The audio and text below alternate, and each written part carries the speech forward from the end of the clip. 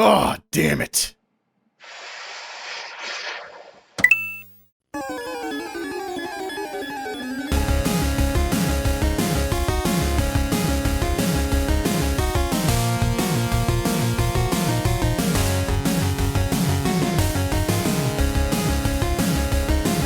How's everybody doing?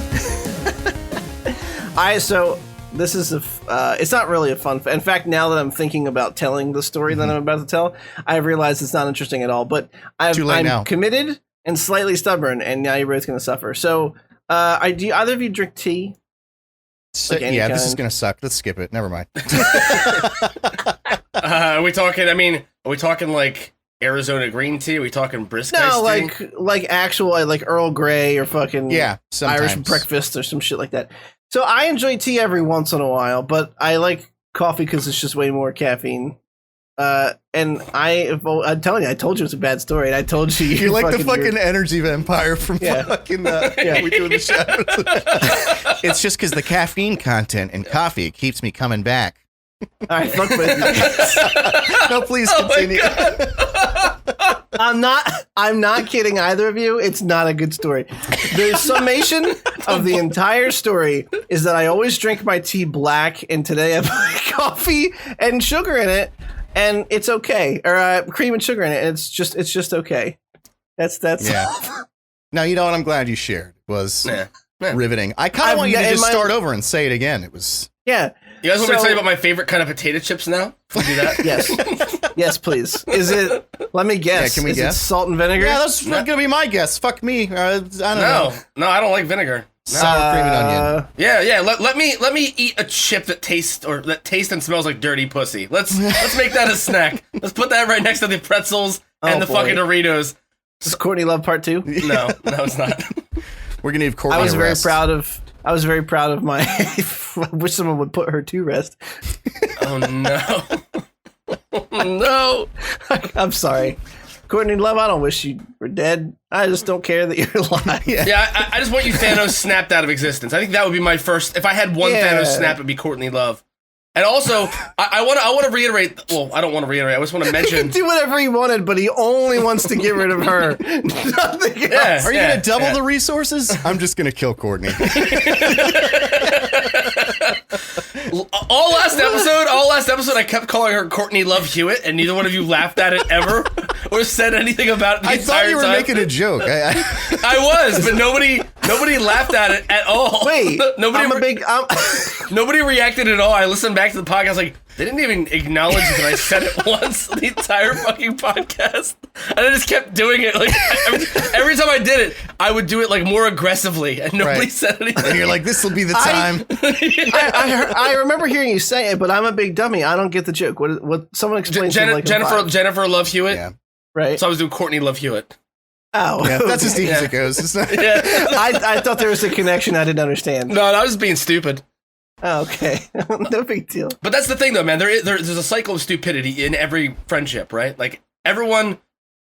Well, I mean, like, social media, right? Like, we all have those friends we keep around that are just dumb, and you keep them around because you want to see what stupid shit they're going to, like, broadcast 100%. To their loved ones and everyone they went to high school with.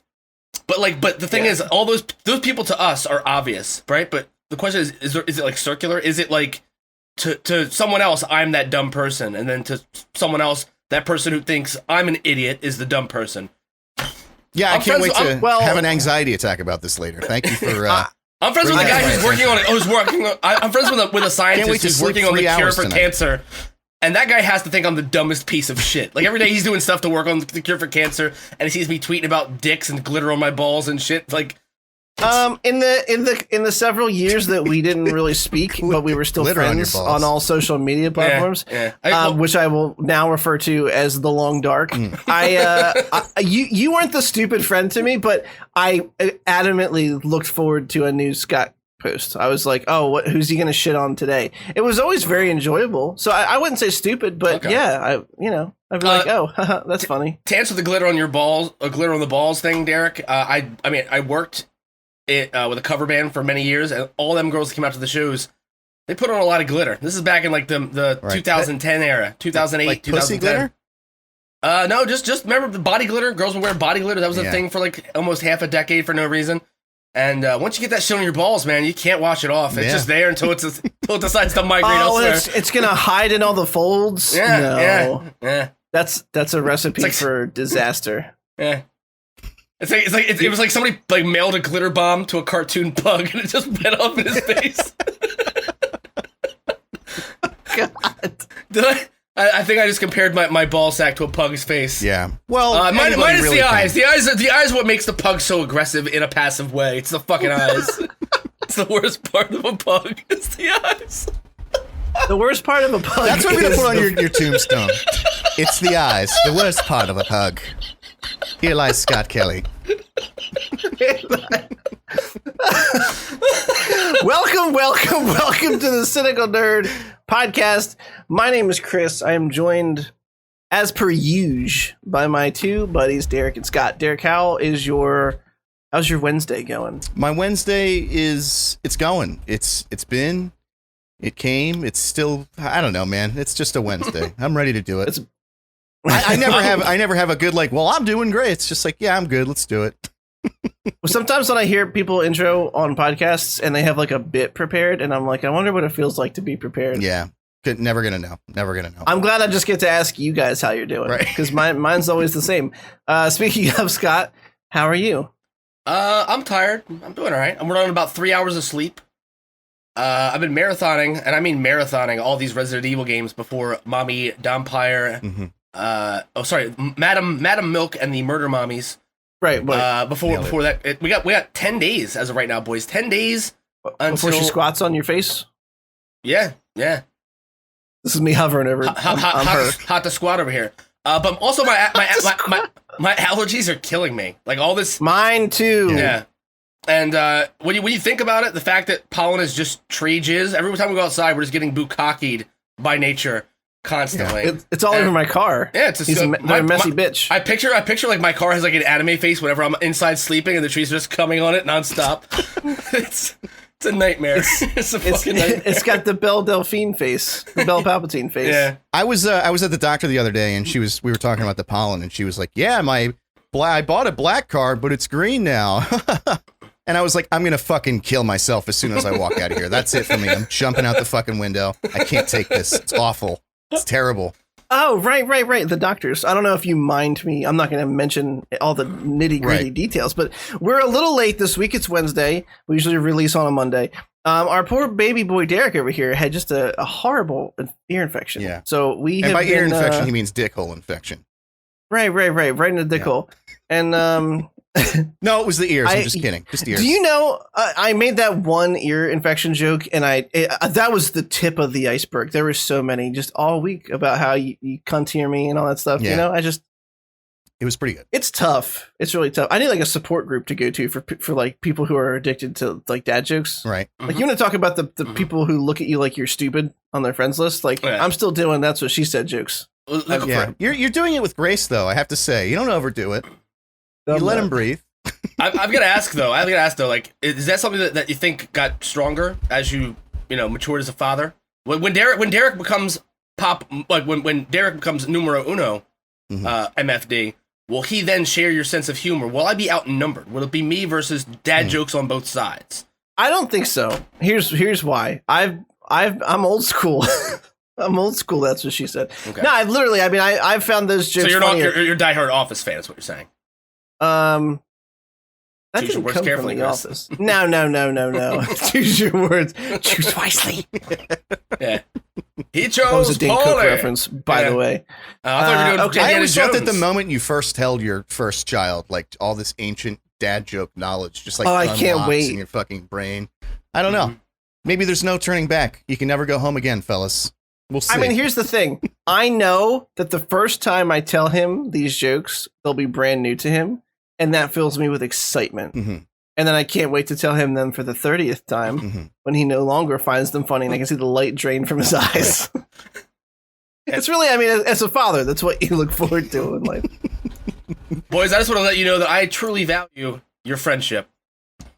Oh, shit. I'm fucking friendship? I'm happy to be here. Yeah. Let's get it going, boys. We have that to talk about. Okay, so first in Weekend Reviews, and we have I would say a medium-sized honker honkin' beefer of news, mostly frivolous shit. We're going to talk lots of bullshit on it, a couple trailers, and then we have a big old fat wad of Week in Review, including... Don't say it like that. A big old fat... You don't like wad? No. It's a sticky wad? What about moist wad? Big old sticky dollop of main topics. And which includes... Oh my god! I didn't even write Mortal Kombat in here. We it's not even on the doc. We have the penultimate episode of Invincible, episode 7. We have the Mortal Kombat film released on HBO Max and in select theaters. Falcon and Winter Soldier finale. Attack the Block. The Nobody review, the Nobody movie that Scott talked about briefly and gave us his Scoot scale rating a couple weeks ago, which I'm bringing back again today. We'll have to rate it on the Scoot scale. Okay. And Derek and I think, have both officially finished season 1 of Shadow and Bone. So, oh, really? You guys are really into that, huh? Yeah. Did you start it? No. I watched the first 10 minutes and was like, I can't do this. That's right okay. Now. We will give you very spoiler free, just in case you decide to watch it. But no pressure. We didn't talk about watching it. I probably won't. I'm making myself watch the Nevers so I can give you guys updates on the Nevers every week. Okay. This is my cross to bear. So I mean, I've been watching lots of extra shit here. Why don't we just do a spoiler-free thing, and then if you decide in the next week you want to watch it, then we'll talk about it. Yeah, it also dropped recently, and I mean, so I only expected to watch the first episode, and then I really liked the first episode. That's the same thing. And I was like, oh, okay. By the end of the first episode, I'm like, okay, I'll watch another one, and then it was just there's only 8. So it took it takes one workday. Yeah. I'm just a cynical asshole. So like when I see any kind of Netflix fantasy series, I'm like, oh god, you know what I mean? Like it just that's what I thought, and the reviews made me curious enough to watch it. Because even the Golden Compass show that we watched, what was it? Fucking his Dark Materials. Yeah, I gotta finish that too. That show was great, but it's still it gives me such Game of Thrones energy that it's exhausting for me to give a shit about it. I'm just waiting for something awful that's gonna ruin the whole thing to happen for me. You're actively looking forward to the disappointment. So no. Off your calendar. I'm not. I'm just like, I know something really stupid. Like all fantasy shows jump the shark at some point. It's like how emotionally attached am I going to get to the show before I have to fucking hate it for a reason that can't you? I'm tired. I don't know. I hate Game of Thrones. I'm just picturing you 20 years from now. It's like on season 22, and the first awful things happen. You're like, knew it, and then you just turn it off. Fucking called it. That's not inaccurate. That's fucking great. Or he'll finally decide to watch it, and when he catches up to season 27, the first episode is just hot fucking garbage, and everyone's like, "This show sucks." Yeah, no, I mean the only reason I stopped watching his Dark Materials was because I was tired of watching it week to week and wanted to watch the whole thing. Season 2 was good so far. I got to catch up on it. I think season 2 is completed at this point. Anyway, that's not on the docket. What is on the docket is this just, I don't know, in my opinion, god-awful idea, mostly because the source material I also didn't like all that much. I know some people did. There is plans for Hulu to make a How I Met Your Mother spin-off series called How I Met Your Father. Get it? Right, it's because it's the other opposite. Yeah, right. Yeah. Starring Hilary Duff. I didn't know she was still alive, but that's cool. Glad that she's still doing stuff. It's going to be a 10-episode comedy. I don't know how little I could care about this. I guess one of the main reasons for me putting it here is one, so we could make fun of the idea, but also, did either of you like How I Met Your Mother? I did. Yeah, I'm gonna put that on the front street. I'll be honest with you. It's not a great show. It's not a timeless. It's not one for the ages, boys. But it's one of those mindless sitcoms, a comfort show, in the same way that every season of Parks and Rec is for some people. The Office is. It's one of those shows where you can put it on in the background, you can tune out. 90% of the humor is built in from previous seasons, where they all have these recurring inside jokes that make you feel like you're part of what's going on. You feel like you're in on it. As far as a sequel, I don't think it's necessary. And I don't think we're gonna get more than a season. I think she's gonna meet the father real fucking fast. It's gonna be a short story. I don't see this having any kind of longevity. Mm-hmm. What made the first one so great was the cast. They had Allison Hannigan, they had Jason Segel, Josh Radnor. As unlikable as Ted Mosby could be, he sold it. He fucking nailed it. And then we had Neil Patrick Harris in what was his breakout role back into where the fuck he's doing now. That's true. He was golden in that show. It's the one thing I recall adamantly is how funny he was all the time. Yeah. And also, I don't know that underrated is the right word because I think Jason Segel is the right amount of rated. I liked him a lot, though. Like, everything he's done. Oh, yeah. I like that he had such a passion for the Muppets that he made his own movie, and it was a pretty good Muppets movie, like, arguably. Yeah. I like the one I forget what the fucking... It's the typical rom-com he did with Kristen Bell, but it's where he writes the vampire musical. It was Forgetting Sarah Marshall. Yeah, great. Right. That's a good breakup movie, man. If your heart is broken into multiple pieces, you watch that movie and you're like, it's going to be okay. Thank you, Jason Segel. It's going to be okay. I just like when he's eating cereal out of a giant fucking popcorn bowl and like crying over his piano. It's perfect. Derek, did you ever watch How I Met that show? Yeah, that one. With the words. Yeah, I did, and I liked it, which is sort of both of you. Sort of an anomaly because I hate laugh track comedy. I hate laugh track comedy so much. It's just like not... I can't believe it's an art form that has even lasted this long. Like, you still get the stray one every now and then. Even, like, sitcoms have been largely moving away from it. But I liked How I Met Your Mother. I think Scott said it best. It was just a comfort show. There's nothing, like, complex happening there. It's just, like, you just turn it on, you sort of turn your mind off, and everything's real charming and cute, and I don't know. The performances from everyone is what made it good. Ted Mosby was the worst character, and he was in his own show, which was kind of embarrassing for him, but I see what you're saying. He played that sort of goofy part well. As far as this, please, I'm begging you guys, don't make me watch this. I don't want to see it. I can't. That was the last one. That was the last laugh track comedy I ever want to watch in my life. I want that to be the last one ever. I want that for you. I want you to die having known that you never had. Yeah, I want you to die having known that you never gave in, you never caved. You never once watched It's not going to be good. It's going to be like the same formula. I get it. They're showing it from the perspective, from the opposite gender perspective. But it's like, we did this formula. Like, we did 10 years of it. It's done. Do something else. Hilary Duff is great. She's actually one of the only child stars who didn't turn into a fucking drug addict. So I'm happy to see that she's getting work. But beyond that, I could not muster up even the smallest amount of excitement to see this. Fair. That's pretty much how I feel about it. It just feels like, what? Like, how long ago did that show end at this point? It just feels like, no, just don't. Yeah. Fucking whatever.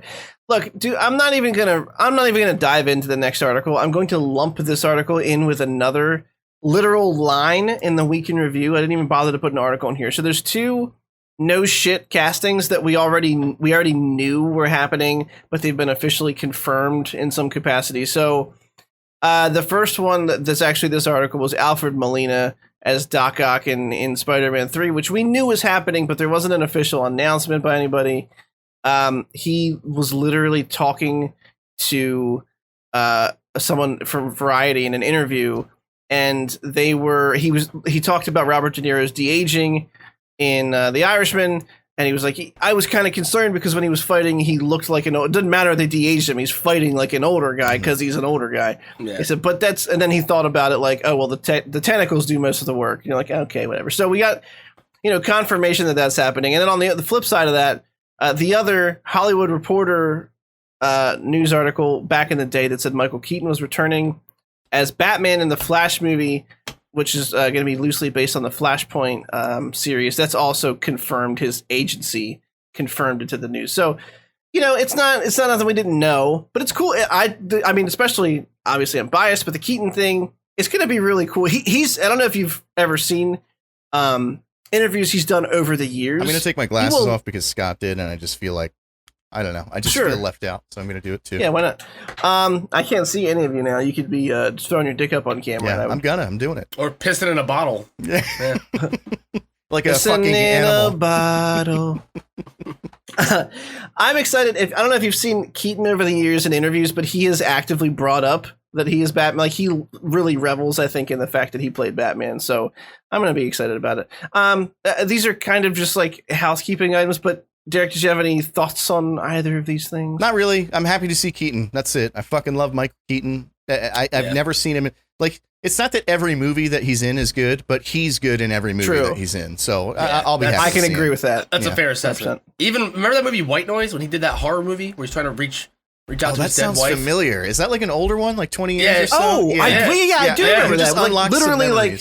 Yeah. He's using EMPs to try to like communicate with the dead because his wife died, and then shit gets real spooky, man. The Keat always kills it. The Keat always kills it. Episode 28. God, Keat. Oh, Keat, motherfucker. Oh, Keat. Goddamn. Okay, so we talked about this next thing briefly. We talked about the voting rights issues in Georgia and how specifically the movie industry was kind of recoiling at this, and not just the movie industry, but Coca-Cola moving their headquarters, Delta Airlines have all spoken out against it. And now that you had some information from Marvel Studios come out, and I bring this up because this article is actually the flip side of the coin. So Black Panther 2, which is moving forward without Chadwick Boseman, the director Ryan Coogler issued a statement that Marvel Studios will still be shooting in Atlanta, even though they oppose the Voting Legislation Act. And he framed it in a way that's kind of hard to argue in, but I also think is the wrong viewpoint personally. So he basically said, having now spoken with voting rights activists in the state, I've come to understand that many of the people employed by my film, including all the local vendors and businesses, are the very same people who bear the brunt of these voting laws. For those reasons, I will not be engaging in a boycott. What I will be doing is using my voice to emphasize the effects of this. It's shameful roots in Jim Crow and doing all I can to support. So he's basically saying, I don't want to take all these jobs away from these people because they need these jobs. And, I can't just leave them hanging. But I don't know if that's, I don't know. It's very hard for me to see this without having an opinion that I like. I guess it's actually the opposite. It's easy for me to go, no, you need to have conviction. You need to pull these things out of the state because it's the only way to make them listen. But at the other side of the coin, there's like real people who depend on these jobs for, life and to have a home and stuff like that. So I don't, it's a tricky subject, but the MCU, at least for Black Panther 2, is staying in Georgia. And, it's basically what Tyler Perry is doing as well. I don't know what he's doing recently. Probably Medea 32. Yeah, it's got to be, right? How many Medeas do you think there are now? Like, there's got to be 32. Can we all take a guess? I'm going to say 22. I think there's 22. I'll say this. I will say with complete confidence, there's probably more Medea movies than there are movies in the MCU right now. Okay. I'm going to say 18. Statement. I don't know why 18. I'm just like, I feel that 18. I'm gonna go lowest with 16. Okay. And we'll look it up in a minute here. But I don't know. I'm going to look it up now because we'll forget. Yeah. Okay. Yeah, look it up. What I'll say is this: I completely understand where you're coming from, but convictions and ideals aren't going to put food on the table, and especially in the time right now where we're already kind of in a recession because of the pandemic. How long things have been shut down for? I understand where this guy's coming from, and I think it's one of those things where every director has the right to make that call. You know what I mean? If you're genuinely keeping your movie in Georgia for this reason, if it's not because of the tax breaks, if you do have your heart in the right place, I feel like that is in the same vein conviction, right? You know what I mean? Right. It's a complex issue. No one's going to argue that the voting restrictions are in any way, legal, right? Like they're not fucking. I don't know. It's a real downer. It's a real downer. It is. It sucks. I think it's just shitty Disney being shitty Disney. Like, I think when you, all right, so admittedly, let me just go right off the cuff and just say this. I don't know as much about the new voting laws as I should. I really don't. But I know that like the people who oppose it, their biggest thing is it affects, minority communities the most. So when you look at like a show like Falcon and Winter Soldier, which boy, I can't wait to dig into that later, where they have what we described as every episode a checklist of like making sure they're hitting the marks and like making some kind of sort of vapid non-statement about injustices against, people of color. But then you have something like this where they actually have to put money down and they actually have to make a decision that costs money and will affect their bottom line. And they said, no, we're not doing it. And they decided to do that on a movie, Black Panther 2, when the first one was a very culturally important film to the African-American community. So it's like, it just shows that they will do the things that cost them no money to appear woke, but when it comes to actually putting a dollar down, they won't fucking do it. I think fuck Disney on this. Like, purely based on just the inconsistency of it. That's what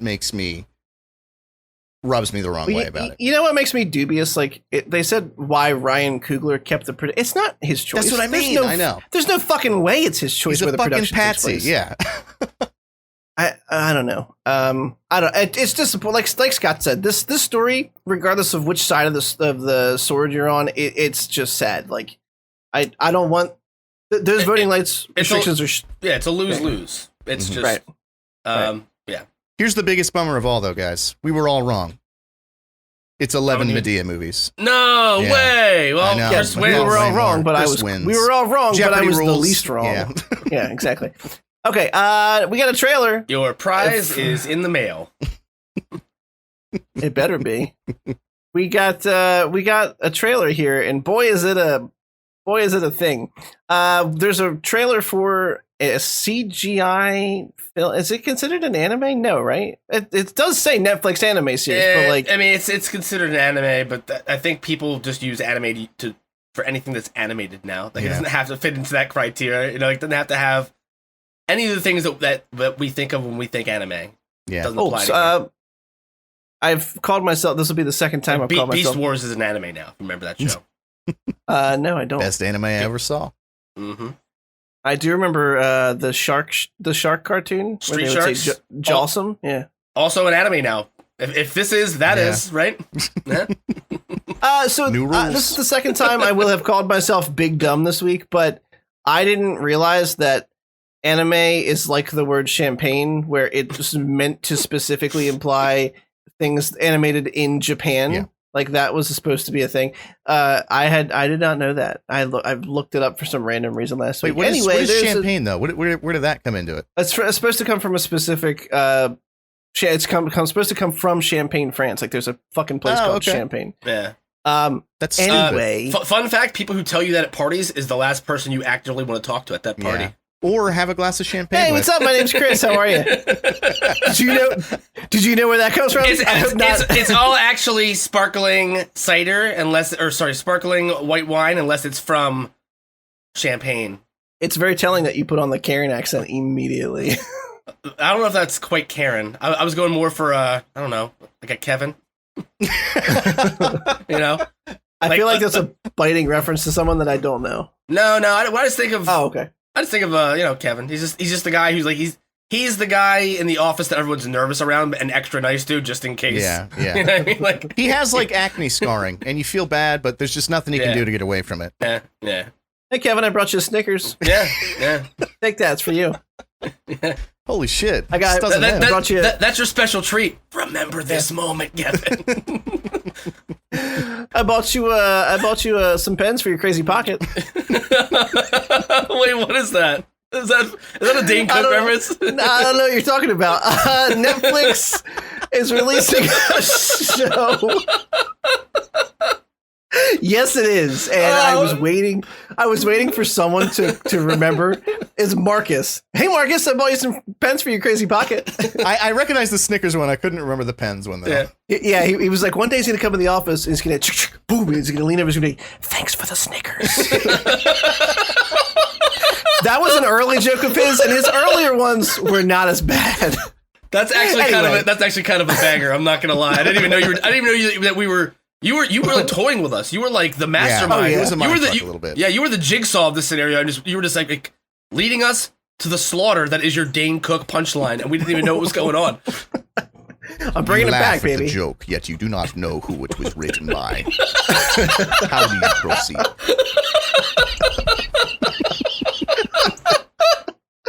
What a banger! Okay, so if I can try to get this out for the 12th time. Resident Evil Infinite Darkness is a new anime coming to the Netflix in July of 2021. It looks like our old buddy Leon Kennedy and Claire Redfield will be in it. It's also in the White House for some reason. Look, you've been playing Resident Evil all week. Just go ahead. Just go ahead. I can explain. It takes place between 4 and 5. It's supposed to show what happens to Leon after he gets back from rescuing Ashley. Which you just finished 4. I just finished 4 literally 4 hours ago now. It doesn't wait. Don't do it. If you're gonna talk shit on 4, I'm taking my headphones off. I saw your post and I refuse to live in an existence where that game's not. Chef's fucking kiss. All right. So if you're gonna talk shit, what I will say is this: keep your fucking headphones on. Don't you fucking do this to me. All right. Yeah. Go ahead. Let me speak my truth, Chris. Okay. Oh no. Yeah. Yeah. Oh god, we're all so tired. Come This is on. gonna be dog shit when we listen back to it. We're laughing like morons, screaming, yeah. Oh my god. All right. So the parts of the game where you don't babysit Ashley's brain dead AI, the parts where you can throw her in a trash can or she's already abducted by somebody, are delightful. The controls are still a little wonky, but god damn it, it's so enjoyable to shoot out their kneecaps and suplex them until their head explodes. Go ahead. But this game makes no fucking sense. It's like a Kojima fever dream, is what it is. You have the Metal Gear Solid Codex. You're on a mission that the president sent you to rescue, or someone sent you to rescue the president's daughter from terrorists on an island. This is it's Metal Gear Evil, right? Or Resident Solid. Resident Solid sounds like I took a big shit and named it afterwards. Yeah. Look what I made. I'm going to call him Resident Solid. Resident Solid's the one that doesn't go down when you flush, like, oh, what are we going to do with this? Oh, no. Oh, because he's a permanent resident. Guess he lives here now. I will, oh, no, you fucking got him. I feel like Derek and I are going to feel like we're way funnier tonight because Scott's tired and laughing at more things than usual. My headcanon will tell me that you thought the controls were wonky because you weren't able to replay it using a GameCube controller because that's how it was meant to play, baby. Have you played 4 and you liked 4? Is that what's happening? I loved 4. Oh, okay. Yeah, I had just finished 2 Make and 3 Make literally 2 or 3 days before that. For the listeners here who are not aware, I waited way too long for my Resident Evil marathon playthroughs, and I've just been doing 15-hour streams, beating entire games in one sitting. Gotta get them done. He's not kidding. No, we literally did Resident Evil 3, and then when Joel was unconscious, went back, played all of 2, and then went back and finished 3 in like one day. Oh, someone has a big dick in my neighborhood. I don't know if you guys can hear that. Big dick. Big old dick. That guy's got a big old honking beef. Yeah, you can hear flapping behind him on the motorcycle. Yeah. You can hear that big fat cox veins just dragging across the concrete, just displacing all kinds of topsoil in my front yard. I had a point, yeah. The thing is 4 feels disjointed from the other ones because it takes place 6 years after Resident Evil 3 and 2 take place. The only connection we have is Leon Kennedy's there. It's supposed to be like a separate cult, like a weird cult that wants to essentially they want to body snatchers the president of the United States, so they're trying to get to his daughter and implant one of the Las Plagas in her. Las Plagas. Yeah, and Umbrella sent Wesker and this other dude who is so copy-paste commando with a face scar, I can't remember his fucking name, to go, obtain one of the Las Plagas for their further experiments in the future because they want to see what they can do with the T-virus in a parasitic organism. Las Plagas. That was good. Those guys, they walk around mumbling like, no the STD. I couldn't tell if they were saying DMV or STD for the longest time. And I think I probably made the same joke 8 times drunk last night. That's okay. Yeah, so anything that's going to bridge the gap between the nonsense that is 4's story and what happens in 5. Come on. 4 is fun, but there's a little 20-year-old old man dressed like a Revolutionary War veteran who has 2 giant bug men in robes as his guards. Who wrote this? This is a Kojima fever dream. Again, I can't. Is that the one that has zombie Gatling guns or something? I was reading about a sentient gun. Oh no, not a sentient gun, but the Las Plagas are using rocket launchers and guns. And you're okay. The last hour of the game is just a helicopter giving you cover fire, and all you do is run from cover to point A to point B while the helicopter blows shit up. That's boring as fuck. Yeah. I don't remember that. Final boss fight was juice though. Absolute juice. Juice Lee. The loose juice. Yeah. Was that a Dane Cook thing? Boos and Boos? No, it's not. Okay. Okay, so the story you just told me about the timeline that it covers is infinitely more interesting than this trailer was. Yeah, I forgot that I had watched this trailer. When I saw this in the doc, I thought that I had to go watch it, and then I remembered that I did, but it's just not good. Yeah. I did, but it's just not good. I mean, it just doesn't, it's not capturing it feels so generic, I think is what it is. Mm-hmm. It's like two generically dressed protagonists. They're in the White House, and look, there's zombies. It's like someone threw like darts at a wallboard, and we're like, he's cool, she's cool. Zombies? President. All right, fuck it, you know? And I don't know, it's something about it. The animation looks fine. It's just CGI. I mean, it doesn't look bad by any stretch. Some of the more atmospheric moments, like zombies jumping out of the dark and biting at you, look pretty good. They look pretty good. But ultimately, it just makes me feel like I'm going to be watching one giant cutscene from one of the video games, and I don't know. I don't know if I care about it, to be honest with you. I don't at all. It looks like a dry hand job. It's just not like no. And you're not even hard, but like just she's a minor not league picking baseball up on game. She just keeps going. It's like, like how long are these episodes? I don't know. I don't think it's gonna be. It looked really boring to me. As a fan, I'm gonna watch it because I need to know what the fuck happens sure, Leon after 4. But I think that's the only real purpose this solved. I'd rather read it as a book, or let's be honest, I'm not gonna read Resident Evil novels. You don't. Yeah, don't. Yeah, Please don't I want that. someone to suck my dick at some point when this pandemic's over. So I gotta be careful about what I start reading and doing while I'm not swiping right.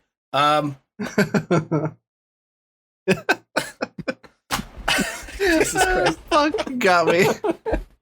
Okay, so we're all kind of pretty much meh. I mean, I might watch it. Who knows? I don't know. I'll wait until some reviews come out, and then if they are good, I'll watch it. If they're super shitty, I won't, because that's how I do it. I think the animation style is a mistake. I think if they would have went real animation, not to say that CG, that you know what I mean. If they would have went a different route, if they would have went with a different animation style that differentiated it from the cutscenes of the games, I think they would have had a much larger audience. Also, there's a bunch of Resident Evil CGI movies that aren't great. They're not fantastic. Some of them are so over-the-top action nonsense that it's laughable. You watch them, there's cutscenes of, like, Chris Redfield and Leon having submachine gun fights with this guy. They're all doing backflips, and they're all... Like, I saw that. Oh, it's so terrible. I know what you're talking about. It goes on for, like, way longer than you can even imagine. Like, it's fucking... They're doing, like, gun karate or something. It's so embarrassing to watch. Yeah. So, they need to distance themselves from that shit, too. If they want this to be taken seriously and if they want this to be taken as canon. Because I don't think the movies are canon, according to most fans. Mm-hmm. Yeah. All right. You guys want to hear some good news? Some real underdog news? Some let's fight the fucking man news? The original writers of the Predator film, Jim and John Thomas, are going up against the fucking House of Mouse themselves. They are suing Disney to try and recapture the rights of the franchise. And all I can say is fuck yeah, bro. I hope that they win. They might not, because I'm sure Disney's not sure. I know that Disney has infinite resources. They're not going to win. Can we just spoiler alert this? Come on. They're going to get. This is why I'm the optimistic we know host. how it's going to end. They're going to go bankrupt trying to fight this, and they're going to end up living on the street corner, giving dry hand jobs. They're not only going to lose. Disney is going to kill their kids too. Like they're going to execute their kids in front of them. It's going to be a fucking nightmare for these guys. I mean, cool. Like that takes balls. I get it, but there is no reality in which they don't just get steamrolled from this. I don't know if you guys just saw the headline here or read any of the article, but there is an interesting wrinkle, which is really that there's a copyright law exploit which allows authors to cancel transfers after a specific period of time, specifically 35 years. If I'm reading that right, I didn't dig any further into it than this article, but it makes it sound like they can stop allowing you to like if Disney bought 20th Century Fox. Yeah. It allows the authors to say you can't keep just buying places and taking the rights with you. Like if you're buying them, then the rights are going to revert to us because it's been past 35 years. Yeah. That's in the contract, the copyright contract. So they're suing Disney to try and reclaim their rights to Predator. The copyright law on the books actually means that a lot of studios, including Disney and 20th Century, could lose franchise rights to a lot of classic 80s movies. Good. Fuck it. Let's do it. Yeah, because Because, I mean, Disney's not going to make the Predator movie we've been wanting for 20 years, right? Like, let's be fucking realistic here. Let's be real. They're not going to make the Deadpool 3 movie that we want. I don't want to think about that yet. Yeah, I know. I'm sorry for the bad news. I thought that you could only you had to use the IP that you had in order to retain it. And since they not Disney, but before they acquired Fox, I mean, they've been making those shitty Predator movies for the past couple years. So, but I think the provision specifically says after 35 years, you could probably do that in perpetuity, keep making new shit, but you can't transfer it to somewhere else. Right. So because Disney bought Fox up is specifically why they're like, no. Give me back or give me the change, you know? Oh God, I love it. I fucking love it. I don't know how that hasn't gotten old yet. It's weird. Yeah. I'm gonna don't worry, guys. I'll beat it until it's not funny anymore. If there's one thing you can count on with me. Oh, my man. Okay. That's enough of copyright law. Lord of the Rings, the TV series that's coming out to Amazon, our baby boy Derek is... I actually don't know. Are you excited about this? No. Well, I can't say that I'm surprised by that answer. What? They announced the fucking budget for the Lord of the Rings TV show. It's going to be around $465 million for the first season alone. No, this is that prequel nonsense, right? Yeah. Fuck it. And it's not even that far. Like, there's so much. I'm sorry. I'll let you do your intro before I jump in here. Sorry. Well, I was ready for you guys to start. How much money? $465 million. Think about how many impoverished families you could feed and house with that money instead of wasting on this nonsense. Yeah. Honestly, if you burnt that money for fucking warmth, it would have more value than what it's gonna have spending it on the nonsense. They're gonna give Sauron like a backstory. Who the fuck asked for that? Who wants that? Or even if you go in the other direction, you could use that money and just make a bunch of like blowjob machines to like suck your dick every day or something. Anything would be better than whatever this fucking show is. You could open a whole blowjob factory. Yeah, exactly. Where you could open like a blowy cafe. Yo, bro, you could be the blowjob inspector, the blowjob quality control inspector at the blowjob factory. Oh, BQA, I'm with you. Mm-hmm. Yeah. BQA. You get a certificate and everything. Can that be the thumbnail? Can I make like a fake, like an FBI dude in an overcoat, and it just says blowjob, whatever the fuck. Oh yeah, quality control inspector. But at the blowjob factory, it's going to be so dumb. Like, first of all, it's a prequel, but it's not even like you have thousands of years of just awesome lore that Tolkien wrote about, and they're going like 60 years before the events of Lord of the Rings. Like, why? Nothing was happening there that we really care about. They've already said that they plan to put like cursing and nudity and things like that were not in Lord of the Rings ever. Yeah, so it's going to be Game of Thrones. It's going to be Game of Thrones. They're trying to make more expensive Game of Thrones. It's like that's not what Lord of the Rings is. It doesn't have that grim realism. It's just good versus evil. It's classic. It's black and white. Really? Yeah. You know what I mean? Like, there's no moral gray area. There's good characters and there's bad characters. Yeah. And that's what's great about it. It's just simple. Like, not everything needs to be super complex. That's what made Game of Thrones good, the first half of Game of Thrones good, and what makes those books so good. But what makes Lord of the Rings good is it's just a very simple case of good versus evil. I think a lot of what makes Lord of the Rings so interesting is the world building, right? Like, there's so much to it. Everything's so flushed out. And I think the movies, especially the extended editions, are like you can't remake those movies ever in our lifetime. You know what I mean? Yeah. Like they are for me up there. I mean, they're gonna try. Yeah. I mean, it's it just seems pointless. The movies nailed it. That's what we needed. I mean, if you want to explore other characters in this world, great. But why are we are dealing with Sauron, right? Like we're seeing the rise of the Dark Lord, where they're gonna like humanize him and make him a person, which is absurd because he's literally malice incarnate. He's just evil. He's the energy of just badness and meanness and evil. You don't need to put it a different way. If this wasn't Lord of the Rings, Derek would hate him because he'd have no actual origin or motivations. He's just bad to be bad. He has a great origin, though. If you really, in all seriousness, just because it's simple doesn't mean that there's not a good story that leads up to him. I'm not going to nerd out that hard on this podcast, but I want you to 100%. Okay, all right. Let's talk about it. Let's talk about Melkor. Yeah. Melkor was a being that has existed longer than Middle-earth has.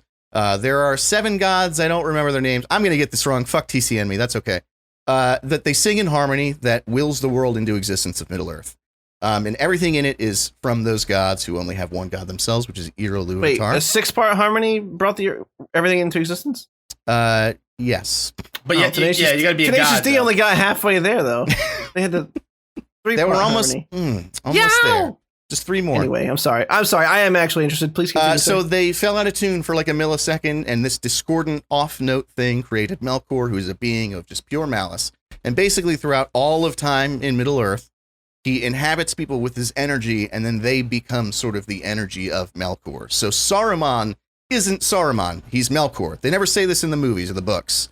The Lord of the Rings books, but it expands on it in the Silmarillion. So Saruman is not... He started off as a white wizard just like Gandalf, and once he was corrupted by Melkor, he became Melkor. This is Sauron. I've been saying Saruman the whole time. But that's the whole point. He was this god of darkness and discordance was born of discordance, and the only way to sort of self-preserve is to just inhabit people who he can influence to corrupt. So I don't know. It's not like I get what you're saying. You're right, but there's still a good story that led into that. It's not just like he's bad because. What a fucking baller origin story for the entire world. Yeah, these 6 gods were drunk and just singing a song, and one of them was a dummy, and he slipped out of tune. Asshole. Dan. The rest of them have cool names, like cool godly names, but this one's just Dan. That's fucking asshole. Totally a Kevin. Fucking Kevin move. Yeah, it makes sense. It's very much like a Kevin.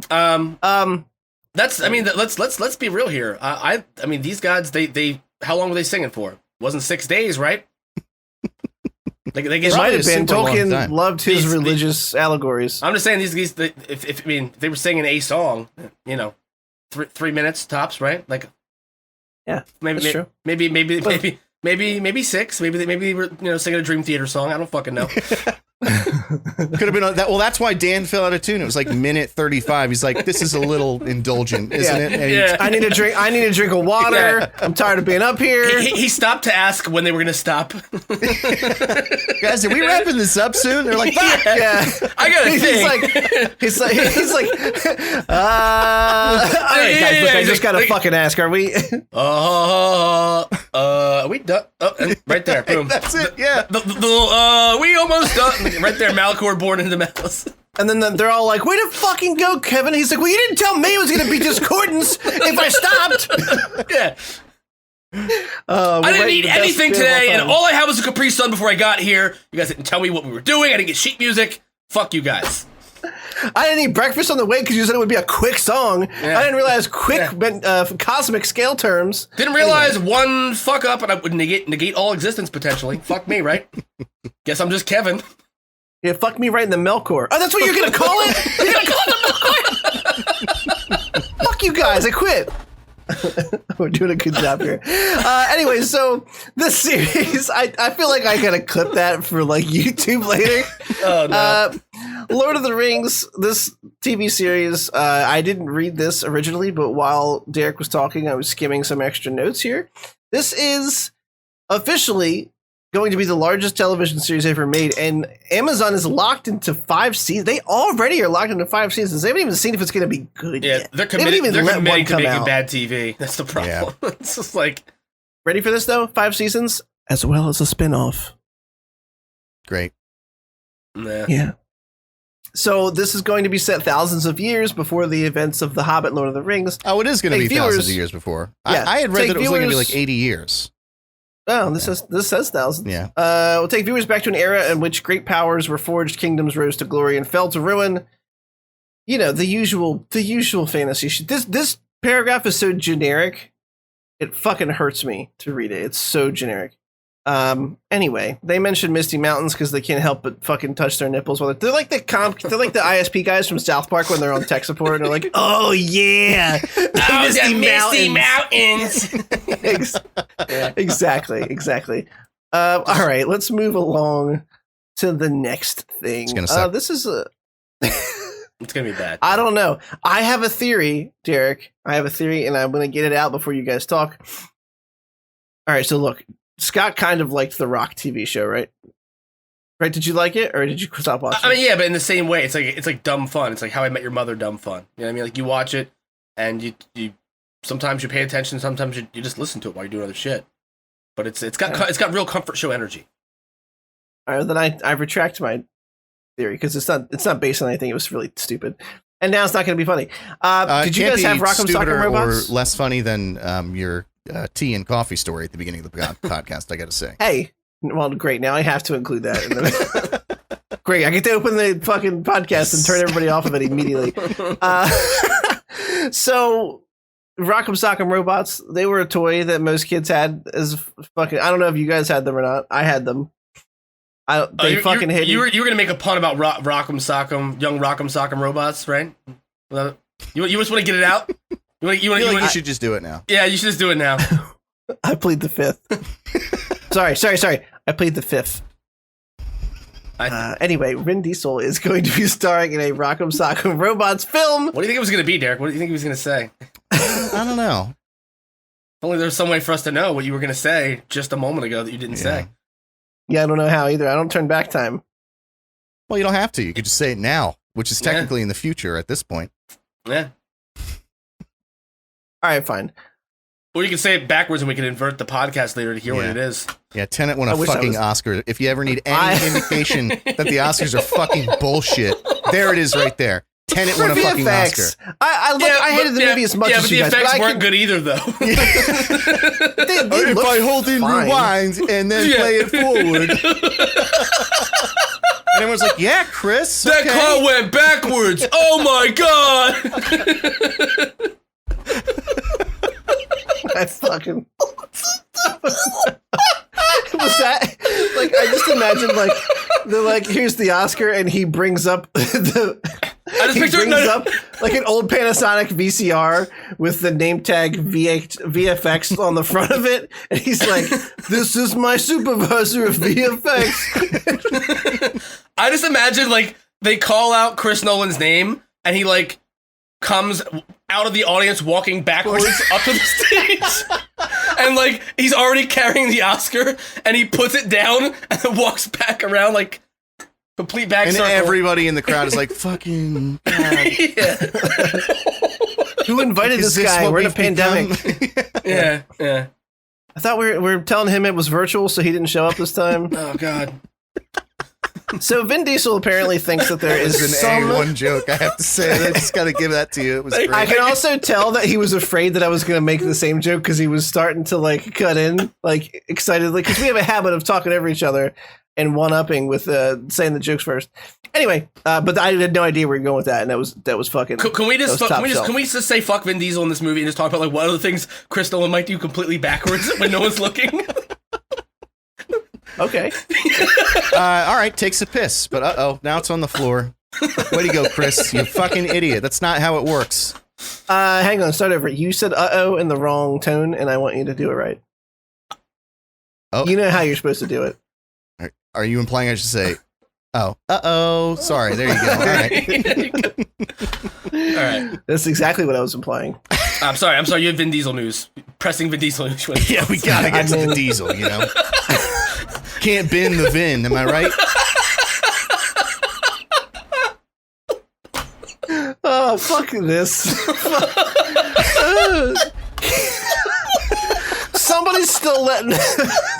God damn it, Scott's kidding me.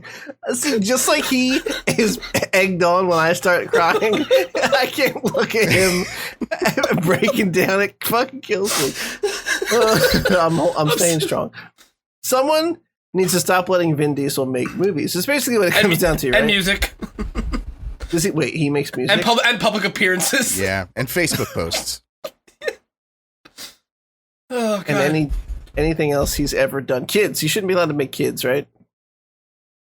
Anyway. They probably have pug faces. Speaking of pugs, I know we're bringing it full circle now. It's hard to imagine his children being born with eyelids, right? Like, there's I thought that was like a... Oh my God. What was that fucking movie with the creatures? Something dark. You're thinking the Descent. The Descent. No, was it Descent? That was the Chronicles of Riddick. Yeah, the Vin Diesel movie. There was the prequel to it that was literally about not being able to go outside at night. It wasn't called The Descent. It was Pitch Black. Pitch Black. Pitch Black. I thought you were making a joke about his kids not being born with eyelids because of the Pitch Black movie, and I got to admit, no, he just got that pug forehead, like that forehead that kind of comes out, like it's like, you know what I mean? I know what you mean. Can you imagine if that was in your contract for Pitch Black? Though they're like, all right, now you're going to be the star, but we're taking your kids' eyelids. They're ours, Vin. You signed the fucking contract. Yeah, everything else is normal, but we also get their eyelids. Yeah. I think that's that's literally the only way you can make people watch a Vin Diesel movie is to take their fucking eyelids away. I like how you could barely get that out before you started laughing. That was like a 50-year-old, like middle-aged divorcee laugh too. That was really good. I'm so tired, guys. I'm so tired. That came from the heart. Scott, when you get a chance, please just read this post that I put in the Disco. Just whenever you get a chance, no rush. What did you do? I had a dream that Vin Diesel was my mailbox. It was just him. No, hang on. Take all the time you need. I had a dream. You gotta read it out loud. I had a dream that Vin Diesel was my mailbox. I mean, like, it was just him from the waist up attached to a pole in the ground.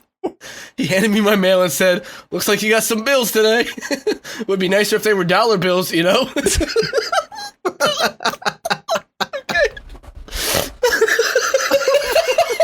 Take all the time you must finish. Okay. No, he's dead. Then he chuckled to himself for the rest of my dream.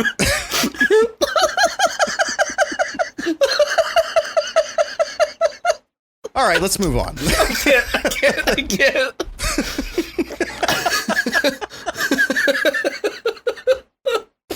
I'm gonna finish it for you.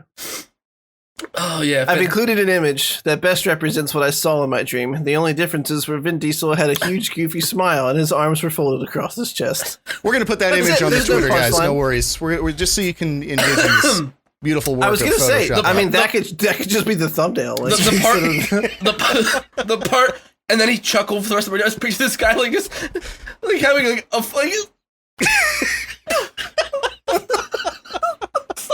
I love this Scott. Yeah, this is the best Scott ever. I picture it being like a sleep paralysis demon. Like you're like for the rest of your dream, you're just stuck standing there while Vin Diesel laughs to himself at his own joke in like a 3-second loop. Yeah, it's over and over again for hours. Oh my god, I'd rather be pulled into my bed like Johnny Depp in Nightmare on Elm Street and just liquefied. Oh god. All right, we got to get through this article. I was going to say, the entire moral of this very bad story was that Vin Diesel went to the bargain bin of franchises at one of the studios, and it was like the dollar movies, the dollar DVDs at Walmart bins. Yeah, like Battleship. And right. And moved his hand around and said, "Oh, look, there's only one left, actually." And it was Rock'em Sock'em Robots. And now he's out doing press saying, like, I really think there's a franchise here, and... Of course you do, Van. No one's surprised that you do. I can feel like the fake excitement through the news article that I was reading about it. Yeah. Next up, Mark Wahlberg stars in Monopoly, a tense political thriller about the espionage of Wall Street. I don't know. None of that means anything. I like that though. Yeah. It's good. Yeah. Yeah. Mark Wahlberg would star in an action movie version of Monopoly, though, right? We can all confirm 100%. that. Yeah, 100%. That guy needs money. Yeah. Yeah, that's true. They wouldn't even have to pay him that much. He would just because Mark Wahlberg just always plays himself, just with his regular accent and everything. I want to talk about this trailer. This trailer is actually like the first thing we've talked about today that I'm a little excited about. So, the Shang-Chi. Oh, sorry. I heard it pronounced by Kevin Feige as Shang-Chi, and I'm not sure which is correct. It looks like Shang-Chi to me. Someone correct me, please. And the Legend of the Ten Rings released their first trailer for this film that's going to be coming out later this year, September 3rd. And just off the top, I have to say, I love this trailer. I've watched it multiple times. I think it looks fun. I don't know what to say. It looks. I'm sure it will end up being formulaic because it's Marvel, but the trailer had enough fun things in it that I was excited to see where it goes. And I think Scott shares my sentiment. But how did you like the Shang-Chi trailer? I think it looks like a breath of fresh air. You know what I mean? In what is essentially a house fire. You know what I mean? Like the MCU is such a fucking shit show right now. Anything I don't know if you know this, but that would make the house fire worse. Yeah, that's not if it's coming out of an oxygen mask. Oh, that's true. Okay, right. Fair enough. Good point. Yeah, I think we can all agree at this point. There should be a do not resuscitate order for the MCU, right? We should just let it die at some point and not even attempt to breathe any new life into it. But if we're going to, I'm glad we're going this route. We're kind of seeing like it'll hopefully be a rehash to like Phase 1 small stories where it's about the central character and exploring their world and their motivations. And I think it's exciting that we're going to see the Mandarin make an appearance as Shang-Chi's father, or Shang-Chi. Yeah, I'm not sure which one's the proper pronunciation. I've literally, since I've ever heard this name, I thought it was Shang-Chi, and then I heard Feige say Shang-Chi. So I'm just saying Shang-Chi from now on. Ooh, Shang-Chi. Very nice. Yeah. Very good. Shang-Change? No. Shang-Change. That sounds racist. Yeah, oh, it really does. Oh no, accidental racist. No, you didn't mean it that way. Yeah. I needed Derek. Right there. I'm very sorry. I did not mean it like that. I just call it the challenge, and it just happened to be bad. Okay, I'm gonna stop talking. But I mean, I think that's important with this series. Though, also, is that they're kind of retconning a lot of stuff and changing things that were blatantly racist about Shang-Chi back in the OG days of the comic book. Rewriting characters, removing characters that aren't really central to the story and were just offensive stereotypes. The action looks great. The setting looks awesome. And I just want to see an awesome kung fu movie in the MCU. Or just out of the MCU even. Just an awesome kung fu movie. Yeah, I mean, I will say, before I ask Derek his thoughts, I mean, the little clips of battle that we've seen have looked actually like pretty inspired, like decent combat. Derek, how did you feel about the trailer? I thought it looked really fun. I was surprised. I thought it was going to be dumb, but it was really, it was cool. But here's the thing, like here's my one point. This is where I'm drawing a line in the sand. I can't stand action in general, but since Marvel movies suck up most of what action movies are now, they're kind of the main culprit currently. I can't stand like how action shots are done now. It's just constant cuts every millisecond, and it's just like nauseating, confusing. If they're gonna it looks like they're trying to try their hand at like kung fu movies. And as someone who has spent half of his life getting stoned and watching kung fu movies, all I have to say is this: let the shots breathe. Do wide shots, and it seems like everything that we're seeing in this trailer seems like that's a possibility. Now, of course, it's a trailer, so stuff cuts around a lot, but like you saw a couple shots that breathed. I mean, there was this part on the train where he like punches two people and then jumps up and like, that was sick. Them. It was really cool. That was all one shot. Normally, they'd find some way to get 6 different angles in this 1.5 second long thing, all done at once. That's encouraging. There was some other part that looked really like Crouching Tiger, Hidden Dragon inspired, with like some woman spinning. And again, it was a cool shot. It was sort of like she passed by us and then it followed her. It was very Crouching Tiger inspired. It looked beautiful. It was gorgeous. It did. And so like if they're going to play their hand at that style of movie, then I expect them to do it right. And if they don't, they can go fuck themselves. But this trailer did look really fun, I have to say. I was surprised by it. I thought it was going to be corny, but it looked really, really fun. No. Yeah, I think they found a way to make it. I mean, obviously they're using, they're using. I think I could be totally fucking mistaken. No, okay, yeah. The director of the movie, everyone involved is really steeped in the Asian culture, and especially where a lot of these movies come from. Like you said, like the older kung fu movies and the styles of those films. And I know we're talking about the actual substance of the shots we've seen, but that fucking song they cut this trailer to, very good, is a banger. Very good. It's pretty sick. There's a lot of stuff I like in here, and Scott mentioned when he was talking about he likes kind of going back to, I guess, what you'd call basics, like people we don't know giving us like making us care about these characters again, as opposed to watching the 6th iteration of the same ones we've already seen on screen do the team up, where they kind of don't ever have any character growth themselves because it's a team up movie. And I feel like I actually feel like you're gonna get a lot more of those because a lot of those older characters are being kind of phased out. So, we're getting Shang-Chi. Yeah. And I like you said, the Mandarin thing, that's not really a retcon, right? I mean, they had the short with Ben Kingsley. They already retconned it after Iron Man 3. They did a short to retcon it. But what I mean is, I believe his father in the old comic was called Fu Manchu. Oh, it was really bad. Legitimately, and it was not pretty gross. Doing any favors for the comic book community as a whole to have that characters floating out there for years, especially in an industry where you have such obvious allegories, like mutants are representative of racism in America, but then you also have a character who's literally called Fu Manchu and is just the culmination of every negative Asian stereotype you could have. I'm also excited that this, we might get to see a new Iron Fist who's not a blonde-haired, blue-eyed white man, right? That would be fucking dope. Fuck the Iron Fist show so hard. I wish I had an iron dick. Thank you. I wish I had an iron dick so I could fuck that show hard enough to kill it. I hate that fucking show. I hated that show so much, and some of my friends at the time liked it, and I was like, I just liked that Rosario Dawson was on screen at some point. That was all I remember about that show.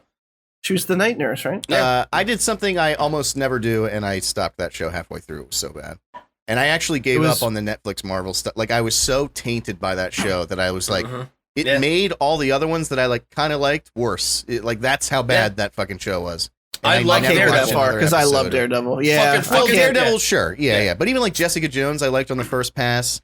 I never watched that. I couldn't bring myself to watch that. I couldn't bring myself to watch any of them other than, I think, Punisher and... I never watched Punisher because I think that came out after Iron Fist. Like I said, Punisher wasn't bad. No, Punisher was good, but it's also you kind of see why all those dude bros throw the Punisher logo on their truck after you watch the show, right? Yeah. It feeds into that Vin Diesel energy we were talking about earlier, where that's what I was worried about it, and I felt like him being not the main character in Daredevil season 2, kind of offset that a little bit, but what's his name, John whatever, he's he gets the job done, I guess, but I thought he was great in Daredevil season 2, but beyond that I just didn't have any interest. Their whole rooftop fight in season 2 was just fucking expertly. I loved it. I loved Daredevil. I thought it was top of the class for those shows. I thought the first season of Jessica Jones, this is not where I thought this conversation was going, but while we're here, fuck it. The first season of Jessica Jones, I actually liked. I liked the villain. I think the story of her and her villain and how they're intertwined was very good. I didn't watch season 2 at all. I had zero interest to go back. Yeah. It was great, but right? No, I agree with the rooftop scene with Punisher and Daredevil was great. There was a line I'm gonna misremember here, but it was something like, "The only difference between me and you is one bad day," and I always thought that was such a fucking great way to draw a parallel between Batman and the Joker. Batman and the Joker, right. No, between your conversation protagonist and your anti-hero. But yeah, you're right. But I think that's almost verbatim a line that's come out of a fucking Batman graphic novel. I'm pretty sure that was from one of his origins, wasn't it? Probably. You're probably right. I haven't read. Isn't that from that's from the Killing Joke, isn't it? I probably. Yeah. I'm pretty sure that's right. But yeah, I mean, it was something similar to that. It was the same sentiment. It was, Yeah. I don't know how we got on this topic. Oh, right. Iron Fist was really, really bad because it was very, very bad. No one should watch it. The Cynical Nerd Podcast is a unanimous decree. Yeah. Fuck that guy and everything he stands for. They just saw that guy on Game of Thrones. We're like, we got to give this guy a series. No, you didn't. Look at them golden locks. No, that's literally what Netflix executives did. They were like, look at them golden locks. Let's make him Iron Fist, right? That's not going to be any way, shape, or form harmful. Yeah, but he was great as Loras in Game of Thrones, but did he ever have a scene that lasted longer than 45 seconds? No, and that was the beauty of his character. Yeah. He wasn't around long enough for you to realize he's a terrible actor. Yeah, he's good to look at for 45 seconds at a time. Yeah. Handsome boy. He's a handsome little boy. Some might even say 30 seconds at a time. Handsome fella. Oh God. Yeah, no. I remember there was a big. This is. Oh no.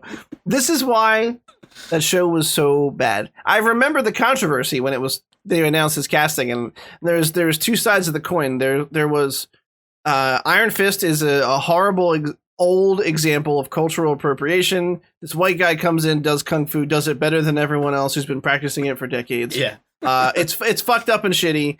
It was written in a time when that was considered acceptable. It should not be considered acceptable. And some people were like, well, if you cast him as someone of Asian descent and rework the story, they can try to like reclaim that character a bit and like make it respectful. And then there were the comic book fucking incels on the internet, comic book fan incels who were screaming like, but don't change the character. It's the same people who get all up in fucking arms. Yeah, it's the same people who get all up in arms when there's like rumors of like Michael B. Jordan as Superman. They just lose their fucking mind. Like, who cares? I'm a DC fan. I don't give a fuck what color they are. What does it matter? Michael B. Jordan would act the fuck out of that part though. Like I will watch Michael B. Jordan in anything. Except there are rumors that he's J.J. Abrams' reboot Superman. I would fuck with that. Ironically, I hate Michael B. Jordan. I just don't like him. I don't know why. I know, right? I know I'm in the minority there. I'm not happy to be here, but he just seems like the kind of guy that when he's in the bathroom, like a public restroom, he licks his fingertips and straightens out his eyebrows. It's the best way I can describe him. Wait. Yeah, exactly. Oh, God, that made me feel gross. I know. Me too. I didn't even I don't like it. I feel your spin on my head. I feel like no one's ever actually done that wasn't being filmed for a movie. I've never seen anyone do that in real life. That's just like how you know someone's a douchebag in like an 80s, like dramedy or something. Yeah, I feel that. I feel that in my bones. Shang-Chi. I like this trailer a whole bunch. Sorry, have you seen people do that, Derek? Have you seen someone do that before? No, I feel like they all have enough self-awareness to like do it when nobody's around, but like I know they're doing it. I can, I've got that. I'm on to you, Michael B. Jordan. All right, we're almost done, boys. We're almost done. We're almost there. We have another trailer, another Marvel property trailer to talk about. This one's going to be a Hulu original. It's going to be MODOK. We've talked about this before. They did the special look with the online virtual con. This was a proper 2-minute long trailer. This series comes out May 21st. It's very close. And I think I speak for all of us here at the Cynical Nerd when I say, can't wait. Looks pretty good. Looks pretty good. Yeah. Yeah. Are we getting all the episodes at once, or are they doing a weekly release? Probably weekly because fuck us, right? Doing that now. Yeah. My God, so annoying. Yeah. Can I say that we're going to briefly talk about Shadow and Bone later, just unspoilery like we talked about. The fact that it was like a reminder of what was. Yeah. Because they dropped the whole season at once and you're just like, oh, I want more. Oh, here's more. Yeah. Like, oh, God, I missed that. Fucking missed it.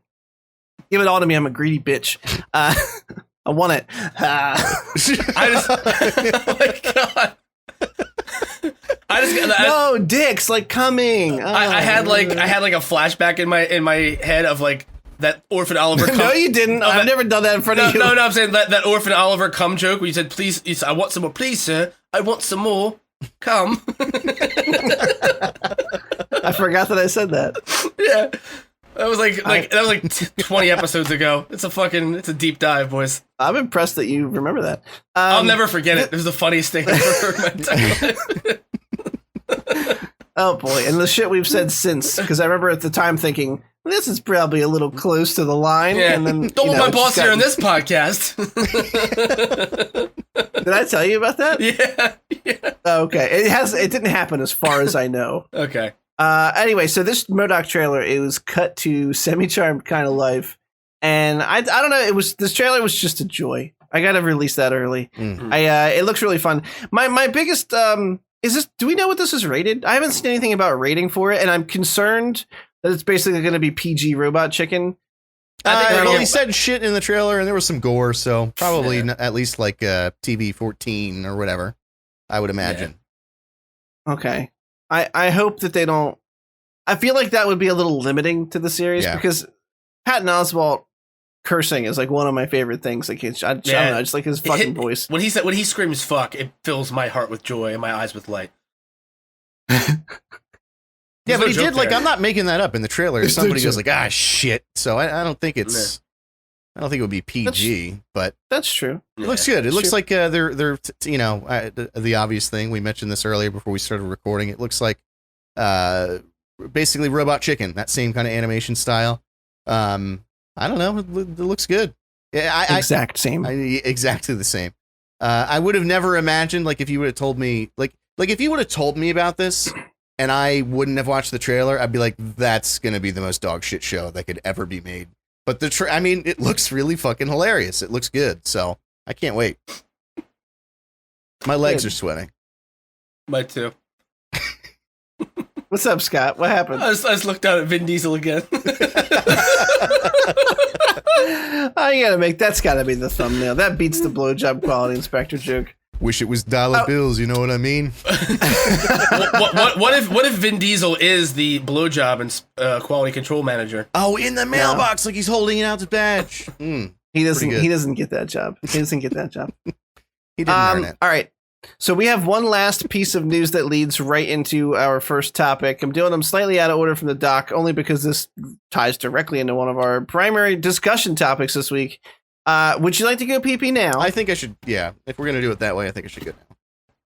If we're gonna do it now. Do you have to go pee too, Scott? No, I'm good. God, I feel like such a dad when I do that. Nah. It's big dad vibes. Big dad vibes. Big time dad vibes. It's big BDV. How you holding up? I'm real tired. Yeah. I just want to take this time to apologize to listeners. I'm not all here today. You got some of me. Not all of me. Yeah, a little bit. That's all right. Yeah. That's all right. So I'll take this time to chill. We don't have any. Oh, womp womp! I need to insert that music. We don't have any emails this week. I thought I specifically told you guys to email us. Specifically requested it, and you broke my fucking heart. And you had extra days because we recorded late. Yeah. That's not what this segment's for. This segment's to chill. No. Guilt them.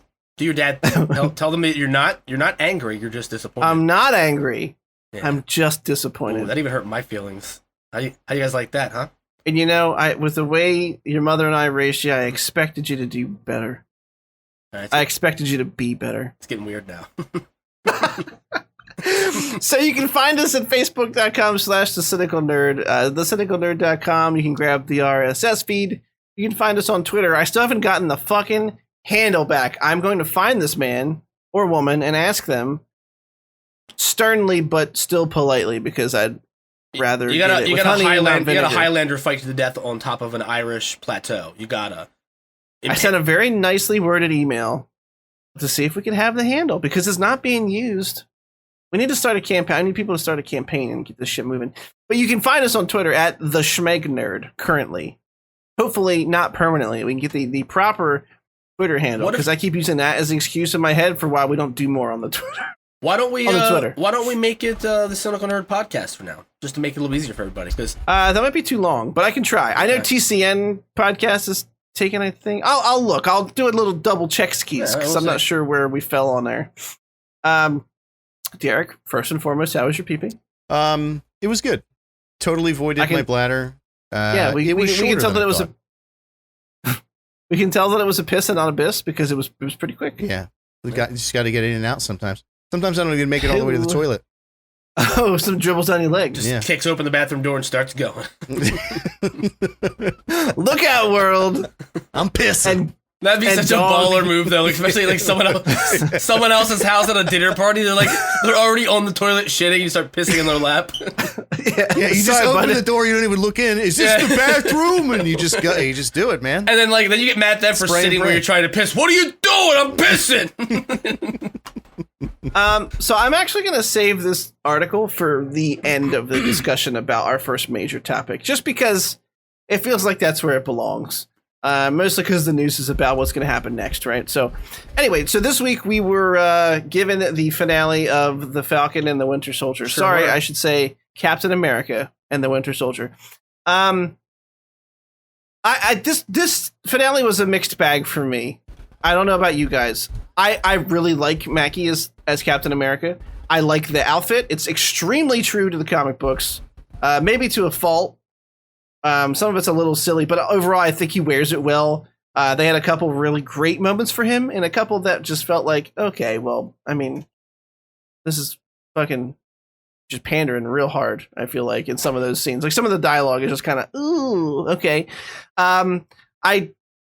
They did a couple interesting things, but at the same time, they did exactly what we all expected them to do. And before I get too much into detail, I will also say that, Scott, I'll take that $50 Steam gift card whenever you're comfortable sending it over. Yeah. For the bet we placed last week. Yep. People don't forget.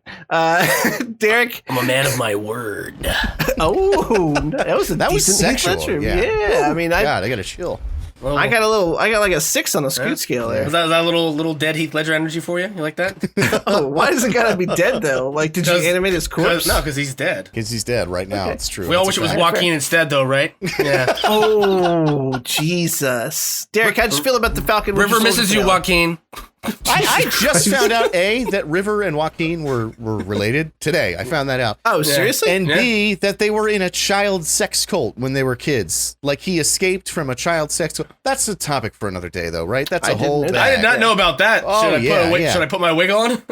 Speaking of child sex cult, Captain America: The Winter Soldier season. How'd you feel about it? I hated it. I hated it. I think that everything about this show made no sense. You have what's her name? Forgettable person. She's the appendix of the show. Carly ended up being the not that forgettable person of the show. The other Sharon or something. The Shadow Broker. That was the worst thing of the show. Yeah, worst part of the show. It was so corny. And then it makes all this shit not make sense. And it just makes you realize that other things that surround that don't make sense. So she led Sam and Bucky to the person making the serum that she was trying to protect because he was an asset. She was killing her own employees, the guards, as she was going around. And it's like, wait, what? And then it just made me think like, oh, they break, what's his name? Nemo out of prison. Is it Nemo or Zemo? Zemo, but we can call him Nemo. All right, fuck, I was hoping you wouldn't catch it, and I was Van Damming it. Sorry, they break Nemo out of prison. It's a very different version of Finding Nemo. Yeah. And it's a gritty reboot. They like give him guns. Someone let Christopher Nolan touch it. He just swims backwards the whole time. And wonders why, where are you? You look in the wrong fucking way. No, it sucked. Like they give Nemo the gun and let him do flips and blow shit up. It's like, why would you break out the most dangerous? It just sucked. And then even... Yeah, but here's the important part that we all want to know. How did you like Mackey's cap? I did like him. I hated his costume, but him as Cap was cool. Oh, yeah, it was good. Okay. The costume, and that's the one thing I keep seeing is like, well, it's true to the comics. That means nothing to me. I don't care. Like if it looks bad, it looks bad. It doesn't need to be true to anything if it looks like dog shit. There's too much white on it. Way too much white. And like over the past 20 years, like I feel like that's the one thing that studios have learned about designing these costumes is that when you put too many bright colors on it, it looks cartoonish. Is that you got to put them all in black leather? That's right. We know the X-Men set the bar for they set that shit up in 2001. Comics. But and even like if you look at the part where he makes the speech at the end, and I remember when I watched that, I thought, well, this part's really cool. If you like, don't rewatch the scene and listen to what he's saying because his acting is so good that it seems good. Just read the script, like the dialogue of what he's saying in that part. None of it means fucking anything. It's just nonsense, circular drivel that has nothing to do with anything that has happened in the show. But of course, he says it in such an impassioned way that it seems like there's substance to it, but there's really not. Bucky was a total unnecessary. It feels like he went through no growth. In the end, he apologized to the guy and then was just like, "I'm sorry. Okay, goodbye." And like, that was it. Like, really? Like, and then he's like, "I gotta move because I can't stand to build a relationship with this guy." After I told him that, like, he just dips the fuck out. He's basically like, "Yeah, I killed your son. I'm okay with it now. You deal with that shit. I'm out of here." It's like, what la la la la la. I killed your son. I can't hear you, guy. So I saw, and here's my final thought. I saw that IGN, of all things, IGN, who's known for giving things way too high of a rating. The more you know. They get. Can you edit that in? I would really appreciate it. I'm going to try my best. IGN is known for rating things too high. Like, they'll talk shit on a game throughout their entire review, and then like 9 out of 10. Like, there's no consistency. They gave it the show as a whole a 5 out of 10. And I'm in a Marvel shit posting group, or I was. This made me finally I'd say leave. That's pretty fair. And there was a post that was like saying that they thought that review was unfair, and people were in there saying like, oh, well, it left these questions unanswered. And some guy said, yeah, well, not every show has to answer every question that it poses. And I'm like, see, when you say shit like that, you're letting shitty Disney be shitty Disney. You're telling those writers, you don't have to put that much work into your writing, because I'm going to defend your stupid asses online because I'm a stupid ass. And this is finally what made me realize I'm not mad at the writers of any MCU film. It's the fucking fans that just let them get away with doing the bare minimum. And as long as there's shooty, punchy action, everybody's happy with it. It's like, what happened in this show? What happened? Nothing. It was pointless. Now, May I? Yeah, you may. Let me bring up one very quick point. No, never mind. You go. I'll do it later. It's not that important. I mean, I still will die on this hill. Right now? Mm-hmm. Oh. Mm-hmm. He's got the armor. It's just, we're doing this, boys. We're doing this. It's just going to take a minute. Right, It's all right. This is happening right now. Do. Better have the helmet, right? If he doesn't have the helmet, it's fucking useless. Feels like he doesn't. I feel like he does. He put the hat back on. No. No helmet. There we go. No helmet. Oh no. There we go. What if someone shoots you in the head? Oh, it looks great.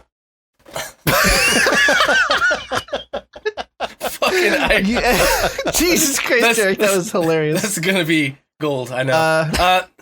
Where's the helmet, bro? I'm not wearing a fucking helmet. What the fuck? Am I an 8-year-old kid? Should I put the? No. Captain America costume. What am I, an 8-year-old kid? Yeah, this is an adult size. I'm not wearing the fucking plastic mask over my face. Where's your little hat? Fuck out of here. What am I, an 8-year-old kid? Fucking 30 seconds earlier, you reached off screen. Didn't even have to get up. It was within arm's reach. You had a Captain America because I have had this within arm's reach since we were supposed to do our MCU debate for months now. I've been waiting for the day we're gonna do our MCU debate. We just haven't, because I agree with Derek now that 99%. I'm gonna take this moment here while you guys can't catch your breath or speak to get my point out. I still will defend Captain America: Winter Soldier, all the Russo brothers films, really. With my last dying breath, I will die on this hill. Be it by snap or, I don't know, recycled plot device. But you don't have to die on the hill. Really? I'm with you. I'd like the Winter Soldier a lot. It's just Derek over here. But you mean tell me that the Shadow Broker rose to power in 5 years? This nameless woman who had no resources was on the run and became the most powerful person. Who was running things in Madripoor before she got there? We don't get any of that backstory. We don't get anything that makes her turn to the Power Broker make any kind of fucking sense. That's besides the fact that it doesn't line up with her character at all. No, it's just bad. John Walker had a really interesting turn in this episode. I liked seeing him do the right thing when it mattered the most, and I liked being able to root for him. I don't think he's a piece of shit as much as I did before. He's just kind of he's unstable. Hey, Ron. Yeah. She's like, you're wearing a Captain America outfit? I'm like, yeah, that's what he's doing. Yeah, but he doesn't have the helmet because he's not 8 years old. So it's a run. How old are you, Scott? Not 8. We already determined that. Older than 8. You fucking killed Derek with that.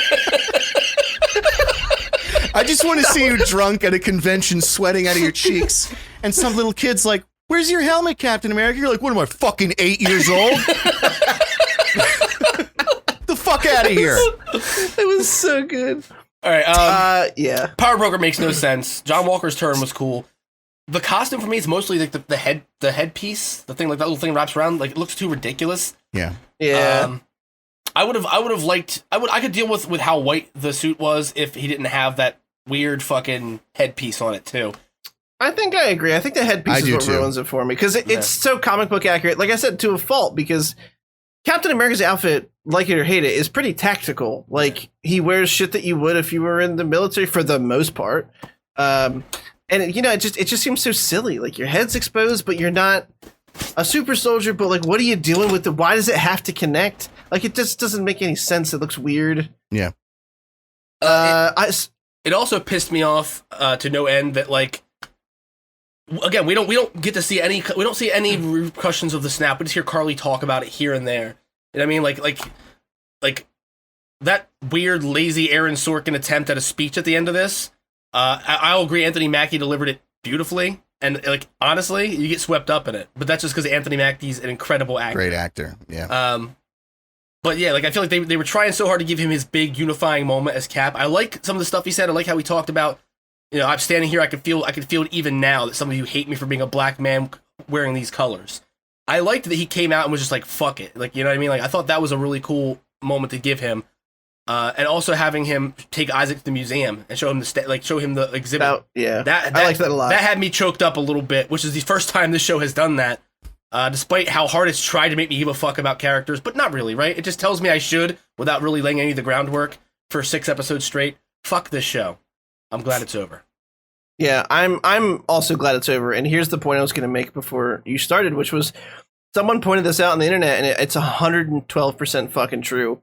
The show means nothing.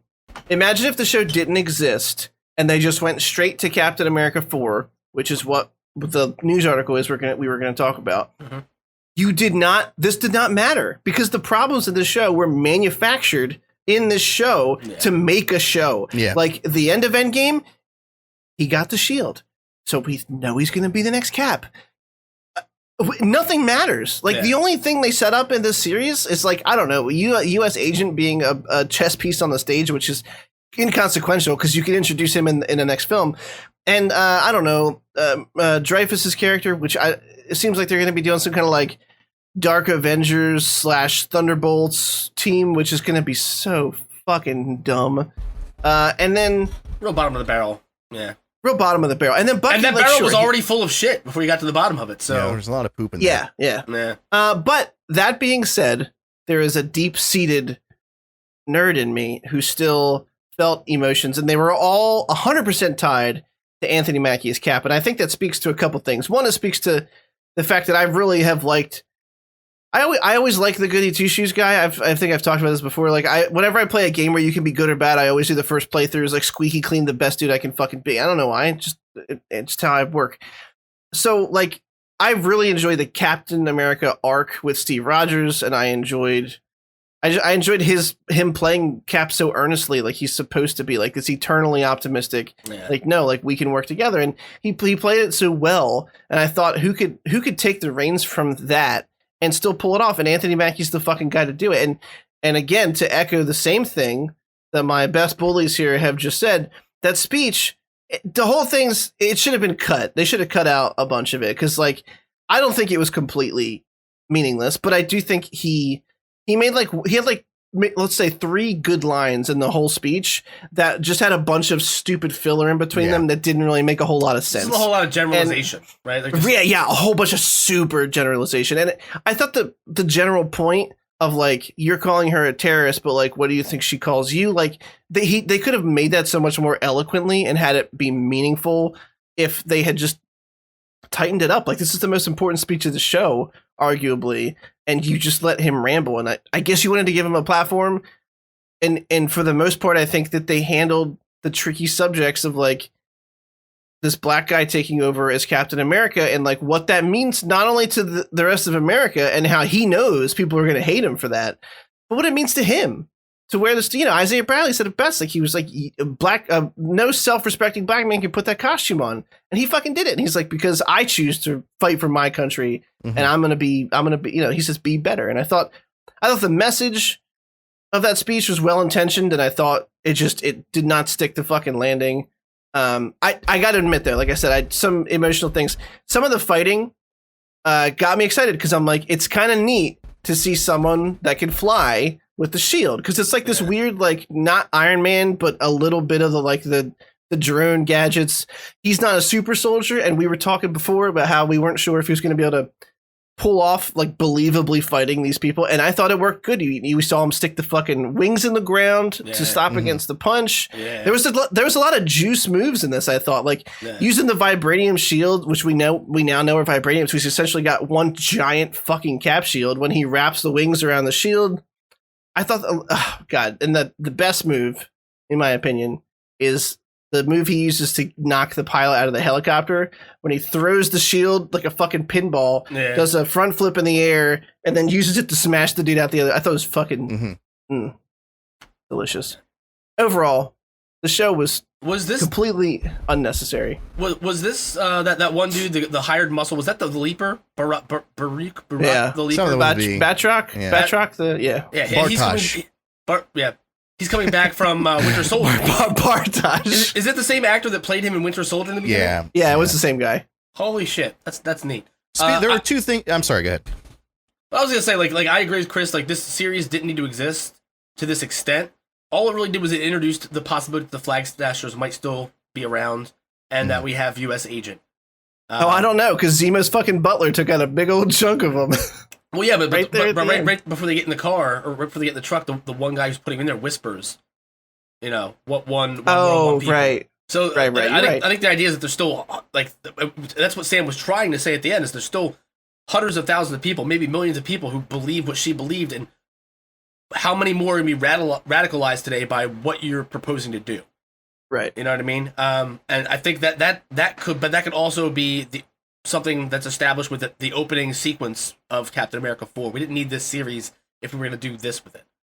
Right. I think there was so much opportunity here, and it's all been kind of missed. You know what I mean? Like, we talked about it last week, how we could slightly rearrange the order of events, the reason why Sam puts the shield down and why he picks it back up again.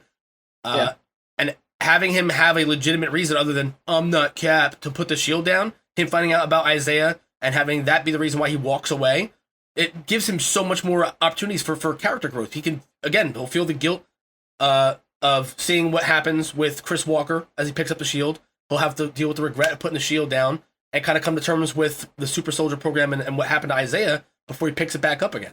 That's a much better arc. Yeah. The show is disappointing overall. I'm happy Mackie is the new Cap, and that fact alone is the only reason that I was excited about the article that's tagging on the end here, which is that they've announced Captain America 4. A proper film will be spinning out of the series, which, look, there's no other thing you could do, right? There were rumors of like a season 2. How bad would the fucking optics be for Marvel and Disney if the first Black Captain America was forever relegated to Disney Plus and never got his own fucking movie? Like, there's no recovery from that. There's no way you can't make a Captain 4. That being said, I would imagine they're making it because they have great faith in Mackie. He's a great fucking actor. And the heartening thing for me in this article is the showrunner, Malcolm Spellman, is the one, along with someone else. He's got a partner. Dallin Musan is one of the writers from the series, are writing the script for Captain America 4. And I like that because those two specifically were responsible for all the actually kind of meaningful conversations in the show. They wrote the episodes with Isaiah Bradley talking about the past. They wrote the finale here, where they gave Isaiah his statue. And I feel like the one thing I'll say about the show is I thought they were going to glaze over these really complex topics far more than they did. And I was surprised they even gave them the air that they did here. So I hope that they continue to expand upon the very complex relationship in Captain America 4. I actually have to say, I'm kind of looking forward to it. I've talked about it before. I always like the taking up the mantle thing, especially when it's done right. And Mackie is the right choice. And I'm really excited to see what his Cap has to overcome, especially having wings, so we're always going to see different fighting styles from him than we're used to, and not having super soldier serum. But if you guys don't have anything else to add before we move on, then we shall move on. Let me just ask you one question, fellas. Sure. Summer's coming. Do you guys like Rita's water ice? It's not bad. You have a favorite flavor? Not really. Okay. Thanks for nothing, Chris. Blue raspberry. Oh, okay, sure. No. Okay, no. Hang on. I just like strawberry, and I like it when it's like the gelato when you get the water ice with like a little bit of vanilla custard in there. It's delicious. Mm-hmm. Mm-hmm. Now, would you remember being like 16 or 17? You would walk miles and miles to go to like Wawa, or you ride your bike like for an hour to go get like Rita somewhere, and like the journey wasn't worth it, but there was nothing better to do, and you were glad you got there. And when you got there, you were like, I'm gonna get this bomb ass gelato with strawberry and vanilla because I earned it. I made it. That's how I feel about Anthony Mackie as Captain America. I'm glad we have him. I'm glad it's happening. but the entire trip to get here was not enjoyable in any way, shape, or form. I loathed it. I was sweating. I was angry. I was mad at myself that I had committed to this. I was already so far in that I might as well keep going, because if I turn back, right, like... I like how that analogy. Yeah, I was gonna say I like how that analogy ended. Weird start, mostly my fault, but I like where it ended. I have one closing thought too. Let's just say, you guys are Captain America and the Winter Soldier. You guys can figure out who's who. And we get in this big fight, right? I'm there too. I'm like an agent or something, and I get shot in my spine. Okay, I get shot in my spine, and I'm like bleeding out and dying. And then I kill the bad guy. I just want to know, would you guys check on me, or would you pick up the dead bad guy? I thought the same thing. And fly out the window to go make a speech to some politicians. I kind of feel like he knew she was okay, or that because she was trained, would be able to tell him, like, no, this is I'm going to die. I don't know. I felt weird to me too, but I was like, whatever. There's a guy in a rocket pack with a Captain America shield, Derek. These are not the things that you focus on. No. But you could use your jetpack to, like, I don't know, cauterize the fucking wound or something. Did he even say, like, I'll be right back? No, I think he just, like, peace, bitch. Yeah. Thanks for all your fuck help. Her, but good luck dying. I wish he would use a jetpack to cauterize a bullet. That's overkill to the max. They're gonna burn a fucking hole through it. Yeah. One thing that we never really get explained to us is why why John Walker suddenly had a redemption arc in the last 15 minutes of the episode. I mean, that he's got to become U.S. agent. I mean, yeah. I mean, if they're gonna make him an anti-hero, he still has to have part of the hero in there, right? But also, like, why did Sam give a fuck about Carly?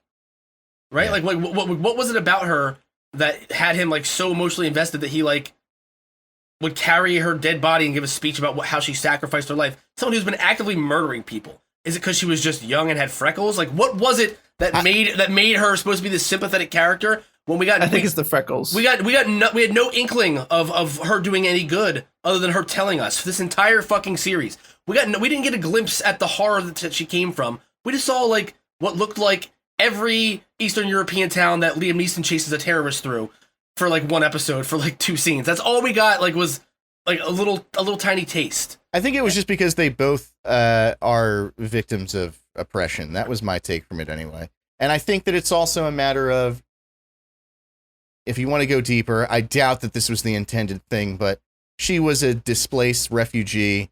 And at one point, Sam was like the displacer, right? Like, he was in the military. So right. Maybe there was some sense of, I need to be doing right by these people. I don't know. Maybe that was an aspect to it. But I think it's mainly just that he's seeing, with his talks with Isaiah and whatnot, that, it's this oppression that he's feeling, other people are feeling worldwide. So I think that was sort of the bridge that connected it. It could have been explored more. I'm not disagreeing with that, but that was my takeaway from it anyway.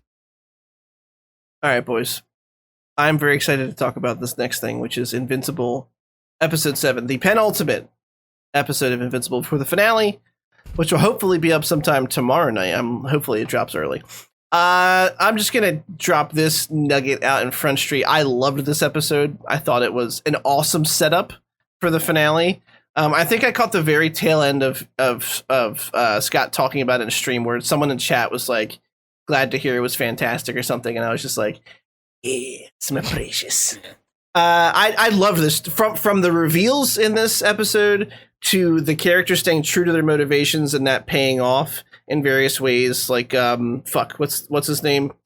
Long, old, bald-haired guy. Fucking Cecil, that guy.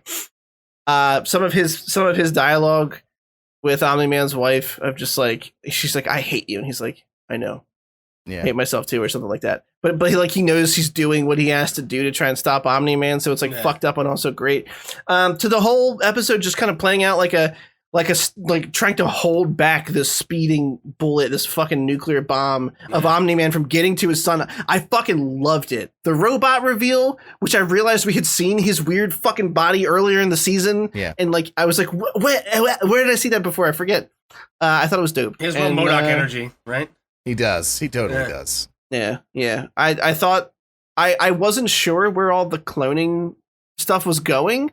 and it surprised me in a very real way. Yeah, it's way weirder than I thought it was going to be. Like way fucking weirder. I, this grown peanut man, have this fully grown peanut man have a crush on this 15-year-old girl I met, and I must be 15, so I'm not a pedophile. Right? But you're still a pedophile. Yeah. Right.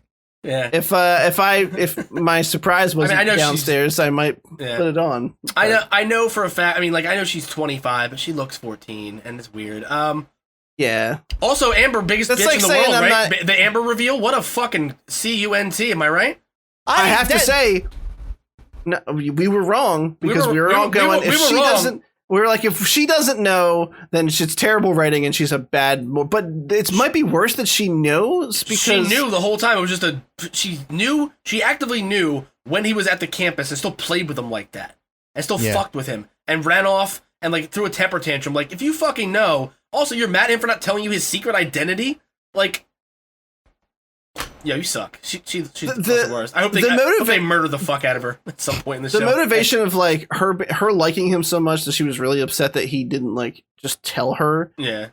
Okay, I can kind of see it, but at the same time, sure you can be mad at him to some extent. That's acceptable. Yeah. But the way she fucked with him was like she was gaslighting the fuck out of that boy. It was like blindly selfish. Yeah. To like you can literally see him trying to fucking save people's lives, and you're just mad at him that he was dishonest with you. So you're calling him a coward. Okay. You're implying that he was a coward when you fucking know he wasn't. Like, what kind of piece of shit would do that? What kind of emotionally manipulative monster is Amber? Maybe she's the villain. She's the fucking emotional terrorist of the show. Like we've all dated an Amber, right? Come on. I looked at the situation for a long time because I'm like I feel like I'm looking at this like kind of misogynistically, if that's a word. Okay. Mm-hmm. Like I feel like am I just them Phil Spector glasses, the Phil Spector spectacles. I'm like stepping back. I'm like, what's her motivation, blah blah. But I can't wrap my head around. I think she's a teenager. I think that's what it is. She's an irrational teenager, and it was crazy of her to, I think what it comes down to is she expected him to tell her and he didn't, and that upset her, which is an unrealistic expectation. But to expect for your to expect for someone who's saying that they're in love with you and doing all these things to want to be honest with you is not an unrealistic expectation. But the reaction to it, yeah, it's ridiculous. I mean, you're saying like, the whole reason the idea of a secret identity exists in any of these shows is to protect loved ones. So it's like, it's obviously and she should know that in a world where superheroes are well known and exist. Yeah. So it is goofy, but I think what it comes down to, like, if we really want to get into the shoes of that person, of that character, she's a fucking 16-year-old girl. I mean, you remember how you were when you were 16? We all said some crazy, stupid shit. Sure don't. Yeah, that was half of my life ago. Yeah. But I also loved this episode. Thanks for that. Yeah, right? It's fucked up. Well, less than half of your life. More than, never mind. I can't do math. Just forget it. I loved it too. I loved Cecil is my favorite fucking character on this show. I realized that watching this episode, and I realized that one of my favorite tropes in any kind of show where there's superheroes or super able people, whatever. I love the person who is not a superhero, who's crafty as fuck, and so can hold his own against them. Same thing with Kaz from Shadow and Bone. Like, he always just has a fucking trick up his sleeve to, like, get out of those situations.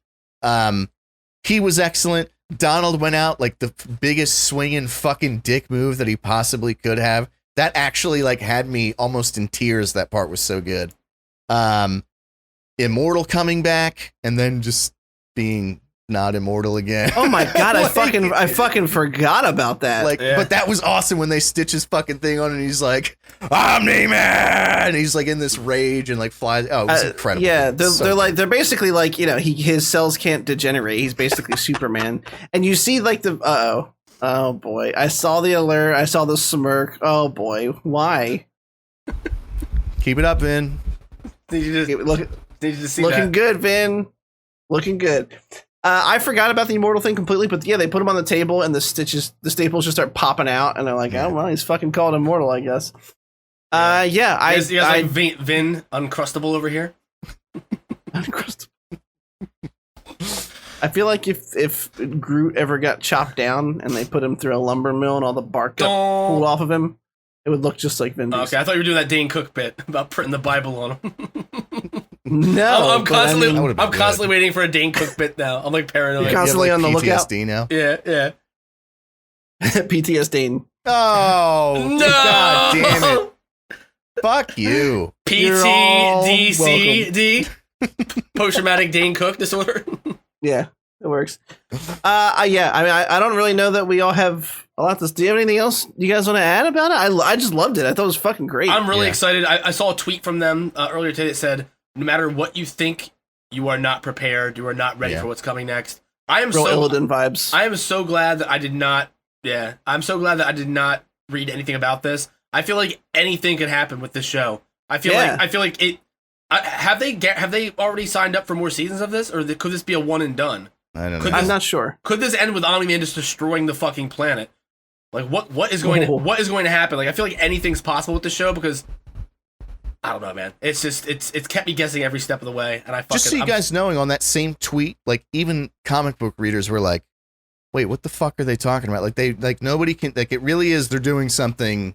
Well, I feel like much everyone. like they tweaked the Walking Dead show so that it wasn't the same fucking thing as the novel, although it basically was until later seasons. Yeah. At least. Boring as shit throughout. Exactly. Whoa, buddy! I like the graphic novels. You fucking asshole. I liked the first few seasons of The Walking Dead, but it was just the same thing. Like we got to get those people because they got our people. We need to get our people back.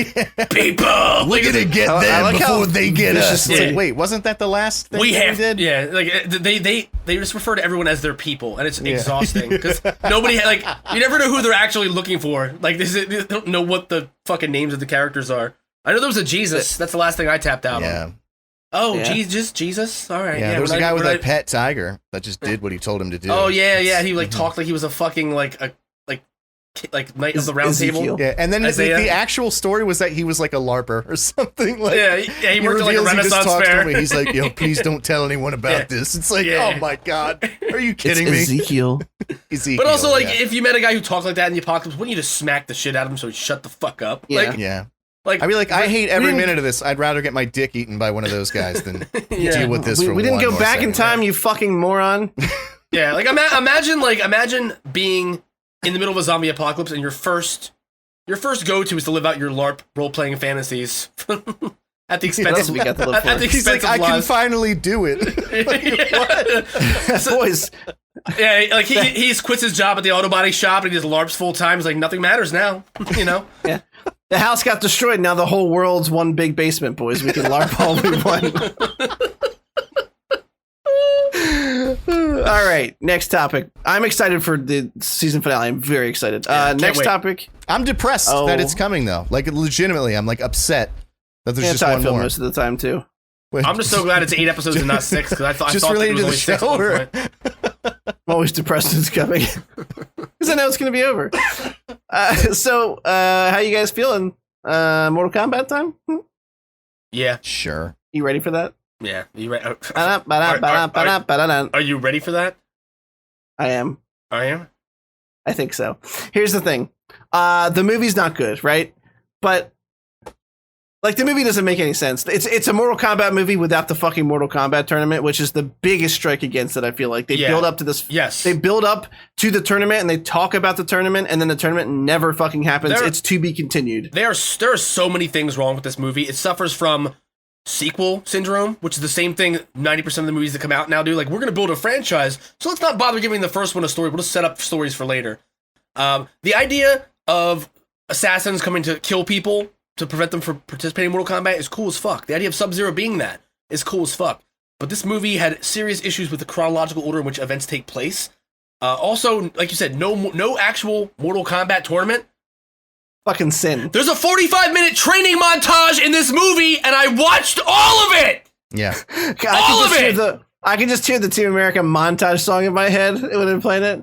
Even Rocky needs a montage. A 45-minute training montage, like it's a goddamn Rocky movie. That's like if you watch the Tomb Raider and the first 45 minutes is her figuring out how to use her GPS. Like, it's fucking ridiculous. It's the dumbest fucking thing I've ever seen. I hated everything about this movie. I Start hope to finish. I fucking hated it. I'm so mad. Everything. Everything. Okay. I mean, hang on. Come on. Because what's the 4-letter word for love?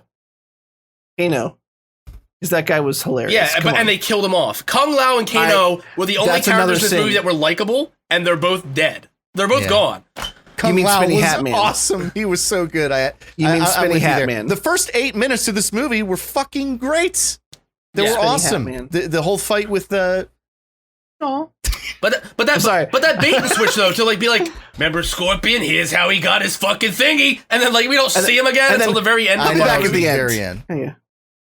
They were the best part. The opening is very good. The opening sets up some good drama between the two characters. There's a lot of cheesy dialogue. In the film, a lot of it's really bad. Kano being killed is one of the cardinal sins of the film because he's the only he was fucking hilarious, dude. Yeah, he was such a cunt. Such a dickhead. Yeah, and you knew he was gonna die the moment there was him and Sonya had tension. And also, why can't they get an actor who doesn't suck to play Sonya? Dude, every one of her lines was terrible. She was not good. Every single one. There wasn't one that was anything more than completely dog shit. Wasn't she the blonde girlfriend from Get Out? I don't know. I think so, but I may be mistaken. All I know is her performance made me feel like I was in the sunken place the entire time this fucking movie was going really on. bad. I thought that's where you're going. So, I'm happy that I'm also tired of the trope. Anytime you see a movie where it's okay, we just have to unlock your hidden potential. And it's immediately, it's okay, so it's gonna come in a time of dire need where your friend's about to die.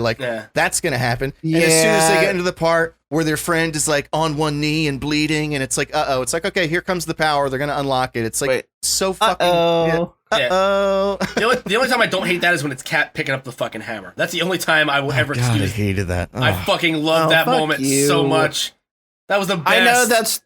I know that's years of fanboyism paying off, but it's true to the character. It's what fucking he's one of the only mortal men that's fucking worthy. I loved it. Stop all your fucking nihilism over there, you hateful motherfucker. This I don't know why I referenced a Tarantino movie, but you get that too. This movie was so bad that I was gonna wear this shirt out in public earlier, and I didn't want to. I'm afraid people are gonna think I like the new movie. people are gonna go. Someone's gonna start a conversation with you about it. Yeah. And the thing is, man, I don't know if we have time and we have other shit to talk about. I could fix this movie in 5 minutes. I could fucking fix it in 5 minutes. We have 5 minutes. But before you go, I was so happy with some of Kano's lines that I was sending them to Scott as I was watching the film. Yeah. So he goes to fight Liu Kang and he goes, no Harry Potter shit, all right? And then when he gets his powers, he's like, it's a fucking laser beam. It's better than fireballs, you fucking pussy. He was just he was such a dick the whole time. But and the whole thing's I'm reading your your sheer joy at enjoying Kano, and I felt that too. But about an hour of this movie, I was like, all right, we're kind of cutting it close for the tournament, aren't we? We got yeah. And then 30 minutes left of the movie, I'm like, oh, I mean, maybe we'll get to the tournament. I don't think there's gonna be a tournament, guys. I don't think there's Mortal Kombat in fucking Mortal Kombat. Yeah. It was extremely disappointing. And Shanks he announced it. He's like, we aren't doing the tournament. It's well, fuck you. What am I here for then? Yeah. But the thing it was so. Well, no, the thing is, I could deal with the plot being that they were trying to break the code and fight outside of the tournament to prevent it from happening, right? Like they're trying to pull a Mortal Kombat Annihilation, but do it better. If the fight scenes had been one-on-one, even if it even had the essence of Mortal Kombat, the fight there's so much wrong with this. The Arcana thing, wrong. Kano has a laser eye, but not an metal plate. He doesn't have any cybernetic enhancements. Jax's arms are little string beans until he powers up. That's his Arcana. His Arcana is you can grow tissue on your twig arms. You could fix this movie if the first scene wasn't in it, because Scorpion and Sub-Zero, honestly, that felt disjointed to me. It felt like they shot that as test footage to get money for the fucking movie, and then added in special effects later for it. You know what I mean? They were like, we can't afford to pay those guys to be in the whole thing. Yeah. No, it felt disjointed as fuck, man. We're just gonna bookend it. That opening sequence was the best shot in the movie, or the best scene in the movie, but it doesn't lend itself to the chronological order we need to see things in. Right. Jax and Sonya needed to be hunting fucking Kano for the opener of this movie. They need to encounter Sub-Zero and Reptile, who are trying to assassinate people with the mark, or not even with the mark. The whole mark thing was fucking stupid too. It was dumb. The transfer. But if we're gonna keep that canon, let's for the sake of argument, just to avoid me rambling, trying to figure out what the fuck else we do for 5 minutes here. They're hunting Kano to try to kill him, right? And in that skirmish, Jack loses his arms. Kano gets burnt by the acid blood that should have fucking burned his eye when they were fighting Reptile in that fucking garage. Kano gets his cybernetic enhancement. Jax gets his enhancement from the military, from the black market, or whatever the fuck. Now we don't have to have Arcana, because those people can have their abilities the way they did in the fucking video game. The Arcana should be something that's maybe unlocked after years and years of study. Hence why only fucking Liu Kang can do it, and fucking Kung Lao. Because they've been training at the Temple of Light for decades, since they were fucking children. That would be how you would fix the character arcs. Do you feel like they thought they wasted their lives when like they were like, we've been training since children, and they were like, but you stay here for a week and you'll get it too. Like, do you think they're like, what did I do with my teenage years? We'll get you there quicker, don't worry. That's the whole thing, man. Like, it was so stupid to me that like that most of this movie took place, almost 45 minutes of runtime took place in the Temple of Light, guys. That's too much crime in the Temple of Light. Soundstage. Yeah, and it's just, dude, it was terrible. Yeah, and Raiden was a real flaccid dick in this movie, wasn't he? Yeah, what did he do? Floppy dick. Tell me one thing he did. Dick. He put up. He made the wall in the beginning. That's it. Yeah, he put up a big shield, and then failed. And then he brought Scorpion back, which Raiden can't do that. Like, Scorpion like fights his way out of the underworld in canon. I'm pretty sure, or he. I'm pretty sure canonically, Scorpion's supposed to be a bad guy, as is Sub-Zero, and they're warriors from Outworld. Or sorry, out. I don't fucking remember. Yeah, Outer Realm. Yeah, right? Outer Realm. Outland. Atland, down there in Atland. Yeah, you know, down there. They got the crawfish. Yeah. I don't. They also wasted Goro, bro. They wasted Goro. Goro was this big, menacing. I mean, he was a fucking puppet in the OG in '95. Yeah, that felt like a weird way. Yeah, but because you introduce Goro at the very beginning of the 1995 film, and he's this looming menace. You see shadows of him, and you see him sitting down talking to Kano, and he has personality built in. That puppet had more life to it than 90% of the physical people that were giving performances in this movie. And to me, like they didn't set up any of the villains' personalities aside from Cabal. And then when we're finally watching the Cabal fight, it's 4 fights happening at once. Cabal looked cool. That's it, though. He did look cool. But they montaged all those fights. It was just like, it just started, and then like within 2 minutes, all of the fights were done. It was like, oh, all right. And let's be real here. The Kung Lao hat fatality was probably the coolest fucking part of this entire movie. But it's over so quickly, you don't even know what the fuck happens. He jumped on her back and then just rode her into the hat without any actual fight. And then he ruins the perfect moment by saying, don't even say it. Flawless victory. And the irony is this movie is anything but that. I had such high fucking hopes. That's the fucking movie box quote, boys. We gotta stop. You just put the bell on. I don't know what do you put bells on? Fucking whatever. Horses. It was the ending. We talked last week about how Christine properly checked me for my mistake. And I said that it felt like being backed into a corner and leg swept in Mortal Kombat.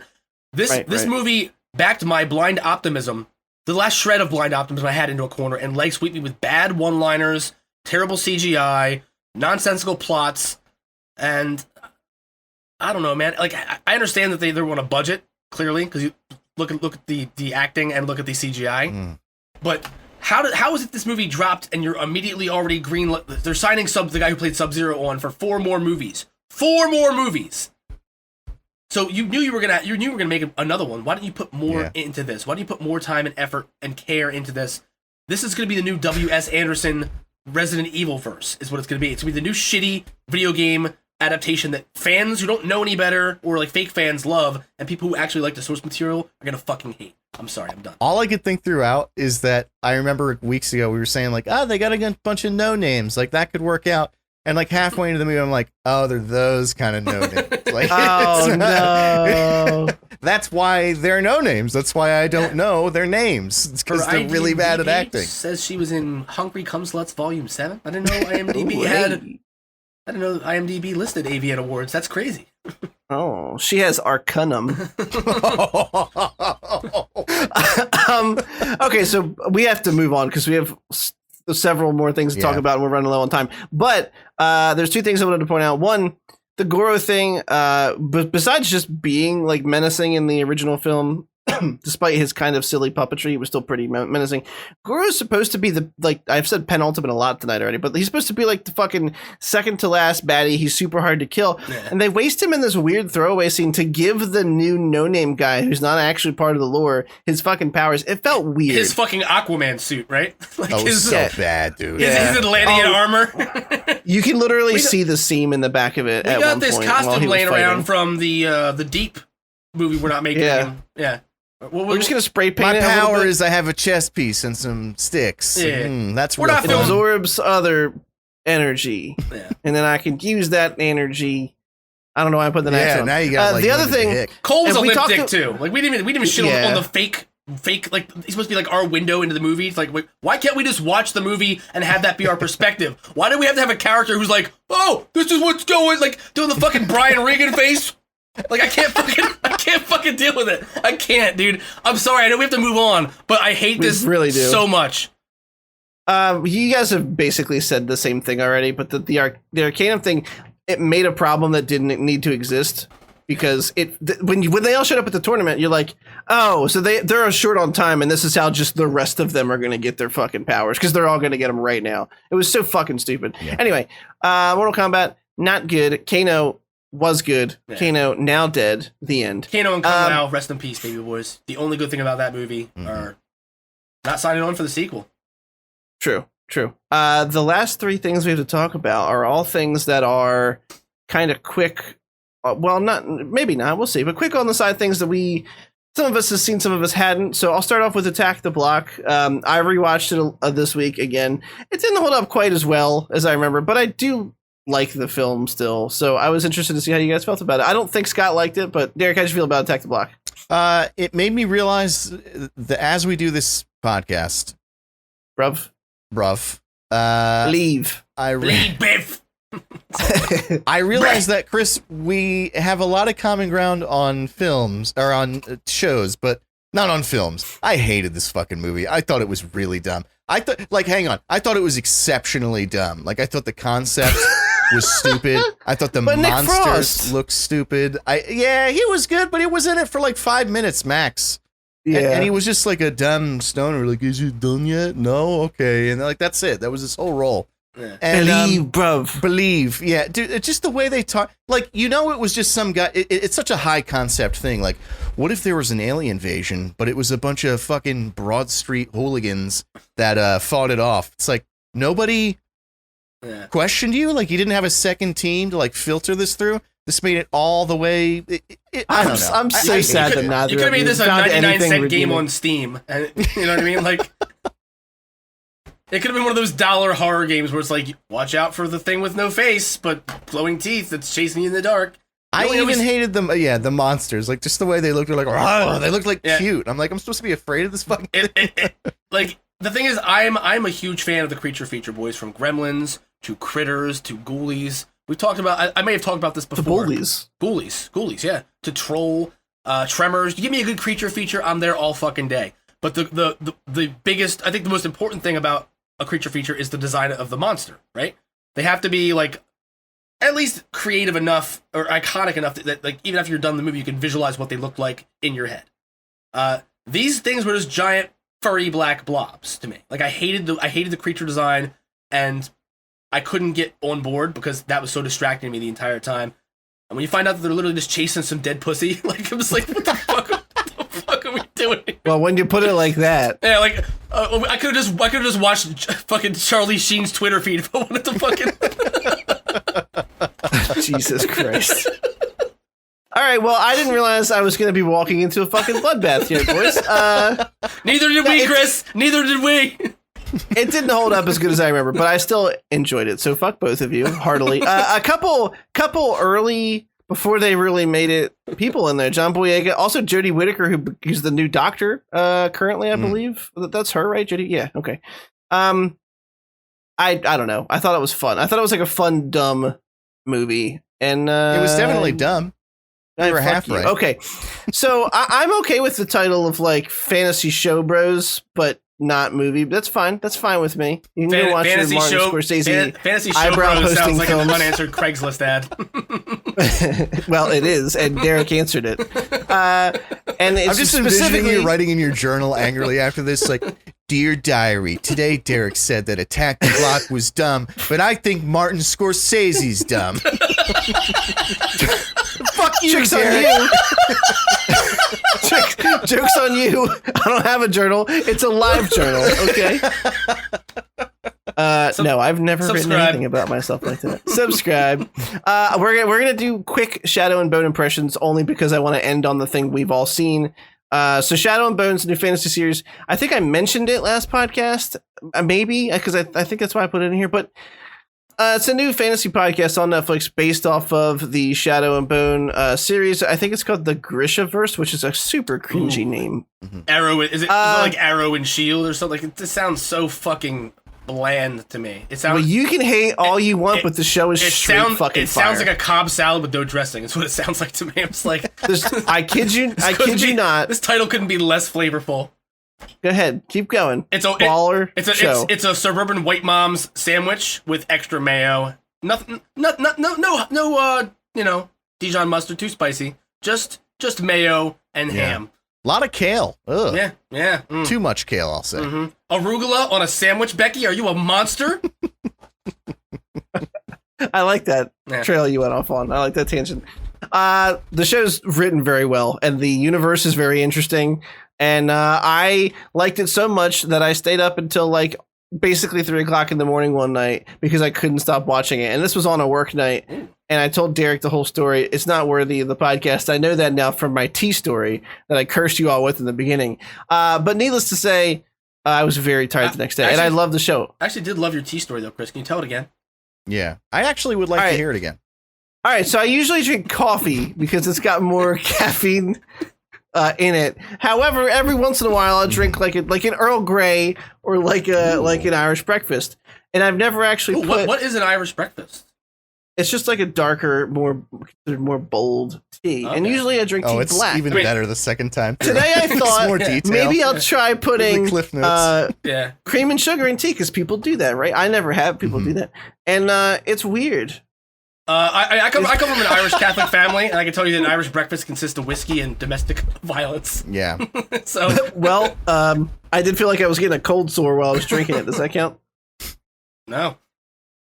Anyway, Derek, we're not that kind of people, Chris. We have to just correct. We don't just correct. I mean, we fuck, but we mostly just eat potatoes and talk shit. You know? Yeah. Oh, okay.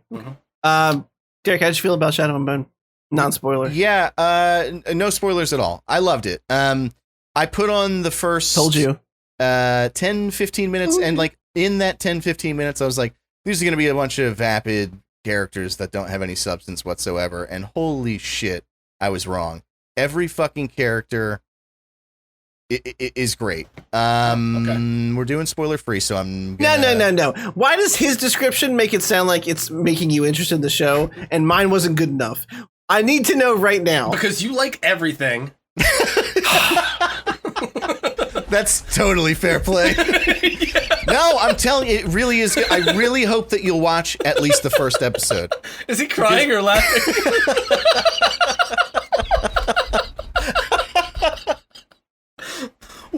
When Derek says he likes something, Derek hates so many things that when Derek says he likes something, I'm like, oh, look at people even look at me.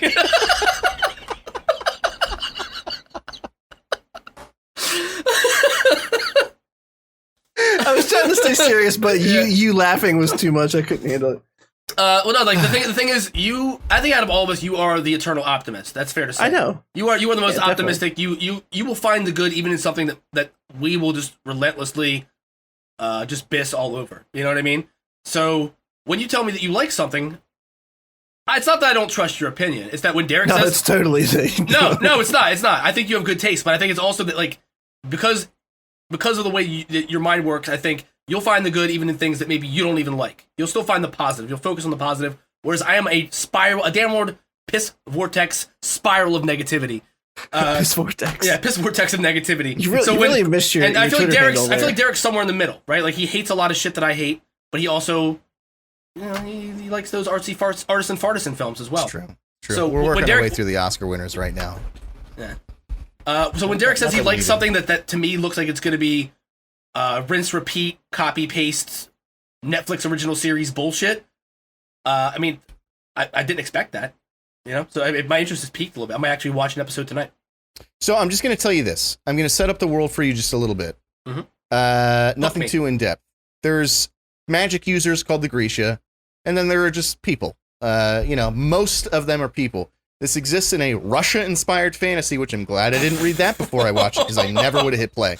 Yeah, but it works well, dude. Yeah, no, there's a lot of Russian named people, and Starkov is her Alina Starkov. The titular. So they're like casting spells at each other, and out of nowhere, a forklift just drives right through the battle, just cuts across the street. No, that's not it at all. They all just wear track pants all the time. Okay.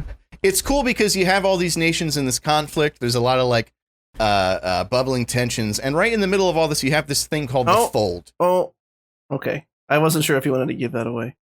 I know it's in the trailer, but I don't care. I'm going to commit to an episode tonight before I go to sleep. All right. Go ahead. I'm just going to tell you then that this is my favorite characters in the show that I hope you'll keep an eye on are Kaz and the gang. It was Kaz, Inej, and Jesper. Jesper. Just keep a close eye on them. I liked them because they're the most relatable. You have a lot of people who are big political players in the world, characters that we hone in on. It jumps between a bunch of different characters. Not as much as Game of Thrones, but there's a good 8, I'd say. And most of the other ones are all, these talented magic users, politicians with heavy influence. So they're really big characters in the world. Kaz, Inej, and Jesper, who were all sort of part of the same little ragtag group, are just 3 people, regular people, who are just living in a shitty world, trying to make it better in any way they can. So I feel like they're the most relatable characters for you to sort of insert yourself into the world. Just if you watch it, keep an eye on them. I will say that episode 1 is a good, it made me go I think I'll watch one more. It wasn't whoa, but by 2, I was all right, I'm all in on this show. And yeah, it picks up steam pretty quickly. And I mean, as with anything, it has to start setting up the parameters of the world, which they do throughout the show. They're still giving you kind of world building info by the last episode, but it's all very interesting. At least to me, I'm a big fan of developed and thoughtfully made magic systems. And I won't give anything away because I thought learning how magic works in this universe is really neat, or at least how it applies to people. Yeah. But anyway, I thought it was great. If you're gonna watch it, awesome. Quick question for the boys. I'm gonna address you individually though. Sure. Derek, how many nightmarishly porcelain Gary Busey teeth would you give this on a scale of 1 to 5? I would give it nightmarishly. Remember that? Mm-hmm. Yeah, 1 shy of a full set. Mm-hmm. What do you mean? You not perfect, you can see the reflection of your own good. face in them, and you look scared in the reflection. So that's because it's attached to Gary Busey. Yeah. Just bite down on them chompers. Chomp the chompers. Who chomps the chompers? If you kill Gary Busey, you get to become Gary Busey. You get his teeth. Yeah. You get in all sincerity, though, his really teeth crawl out of his mouth and into yours like the fucking Mortal Kombat. They have legs and fucking gum arms and shit. It's a nightmare, literally. It really was. It surprised the fuck out of me. Was the main thing. It's not without its flaws. It has them, but the world that it takes place in and the things that the characters do. You just fucking root for everyone. You're like I said, in the first 10, 15 minutes, I was like, this just seems like, trash TV or whatever. I don't know what made me think that. Maybe because everybody's way too attractive. No, every character that is featured heavily is you can't wait to see what happens next with them. It was really fucking good. Really good. And I'm done. So one out of 5? What? No, I thought you said 1 shy of a full set. 4 out of 5? 4 out of 5. And 4 out of 5. And Chris, MFD, how many Patton Oswalt belly laughs would you give it on a scale of 1 to 5? Ooh, I mean, right? It's not perfect. It's not perfect. I can definitely there are flaws in the show. I'd have to go 4 out of 5 too. I mean, it's definitely not a 3 out of 5. That's way too low. Can I make a bargain with the boys? Can I make a bargain with y'all? I will watch. Dormammu. However, I've come to bargain. However many episodes of this you want me to, if you guys will sit through one episode of the Nevers. I need to talk to you guys about this show. That's a good deal. I'm in on that. I'll watch whatever episodes of the Nevers are up right now. If you watch the show, yeah, you really just fucked up that deal. Come on. Well, the thing is, I've been watching the Nevers because I kind of was morbidly curious some of it works so well and some of it's so poorly done, but it keeps throwing curveballs at me in a way that Joss Whedon doesn't normally do. He's usually very one-dimensional, very predictable. That's good to hear. Yeah, I think he had a hand in writing this, but I think he was mostly producing, like outside of the initial characters and world building. I think so. I mean, it's had its moments so far. You know, I like to see what you guys think of some of the characters in it, and I'd like to talk about that maybe next week if we can squeeze that in. Yeah, deal. Absolutely. Deal. Into it. All right, last but not least, because we were running super low on time here, Derek and I caught up. Scott previously given his thoughts on Nobody with Bob Odenkirk, and Derek and I have watched it this week. Just to get mine out of the way, there's some real cheesy dialogue issues throughout, especially focused in the beginning because it gives way to more and more action. But I thought it was a lot of fun. It was just it was fun for me. I thought Christopher Lloyd was a goddamn national treasure. I'm glad he's not dead. He fucks people up with that shotty. And yeah, it was fun. I don't think I would if you told me I had to go to the theater and pay money for a ticket, I would not have done that. But I'm very happy that I watched it. It was just a fun time. You know, it's just a good, stupid fun. I can't say anything besides fun, so I'm just going to repeat myself. Derek, how'd you like Nobody? Well, first, can you say that it was fun one more time? Nobody was a joy. Okay, that's better. That's better than what I asked for. It was it was upgrade. You ready for this? It was fun. Yeah. But it was really flawed to me. Like, it was okay. The main two things it's the exact same plot of John Wick. Guy returning to his old life, kills some thug, and that's a Russian mobster's nephew. It's the same thing. Mm-hmm. Not that it's like none of these movies are about the story. It's all about the action, and the action was super well choreographed. But I did surprisingly very, yeah. But I just can't stand the amount of plot armor that Bob Odenkirk had in this movie. Was like I survived all those firefights, bro. It made Batman look like, I don't know, Bambi's mom or something. Like, he was so like he just walk in a room of like literally 60 people and just like cool guy shoot its way through the whole thing and just get like a little somehow not die. Yeah, it was kind of like, I get it's a fucking cheesy action movie, but like let him get he Kevin McAllister the fuck out of that entire building. He had booby traps I was gonna say everywhere. So while watching the finale, which spoiler alert, everybody we don't do that here, but anyway, it takes place in a building. It's like an open warehouse kind of like factory that he bought very recently. Spoiler alert, it takes place in a building. Yeah, with a lot of bad guys and a lot of guns. Go fuck yourself. I'm tired. I'm sorry, okay? I feel like I'm picking on you. No, it's okay. I don't mean to. Quit. No, it's fine. You're not hurting my feelings, I promise. Okay, great. While watching that, they're literally setting traps on the wall, and I'm like, fuck, wait, didn't Scott say it was like Home Alone mixed with like John Wick? And I was like, oh my God, it's exactly like that. And they all walk into the traps perfectly as if they know where they're placed and are just going for the paycheck. You know what I mean? It's great. Like, how do you just know where everyone's going to be? It's all the fucking time. There was one they set on like a staircase, and I was like, what? Huh?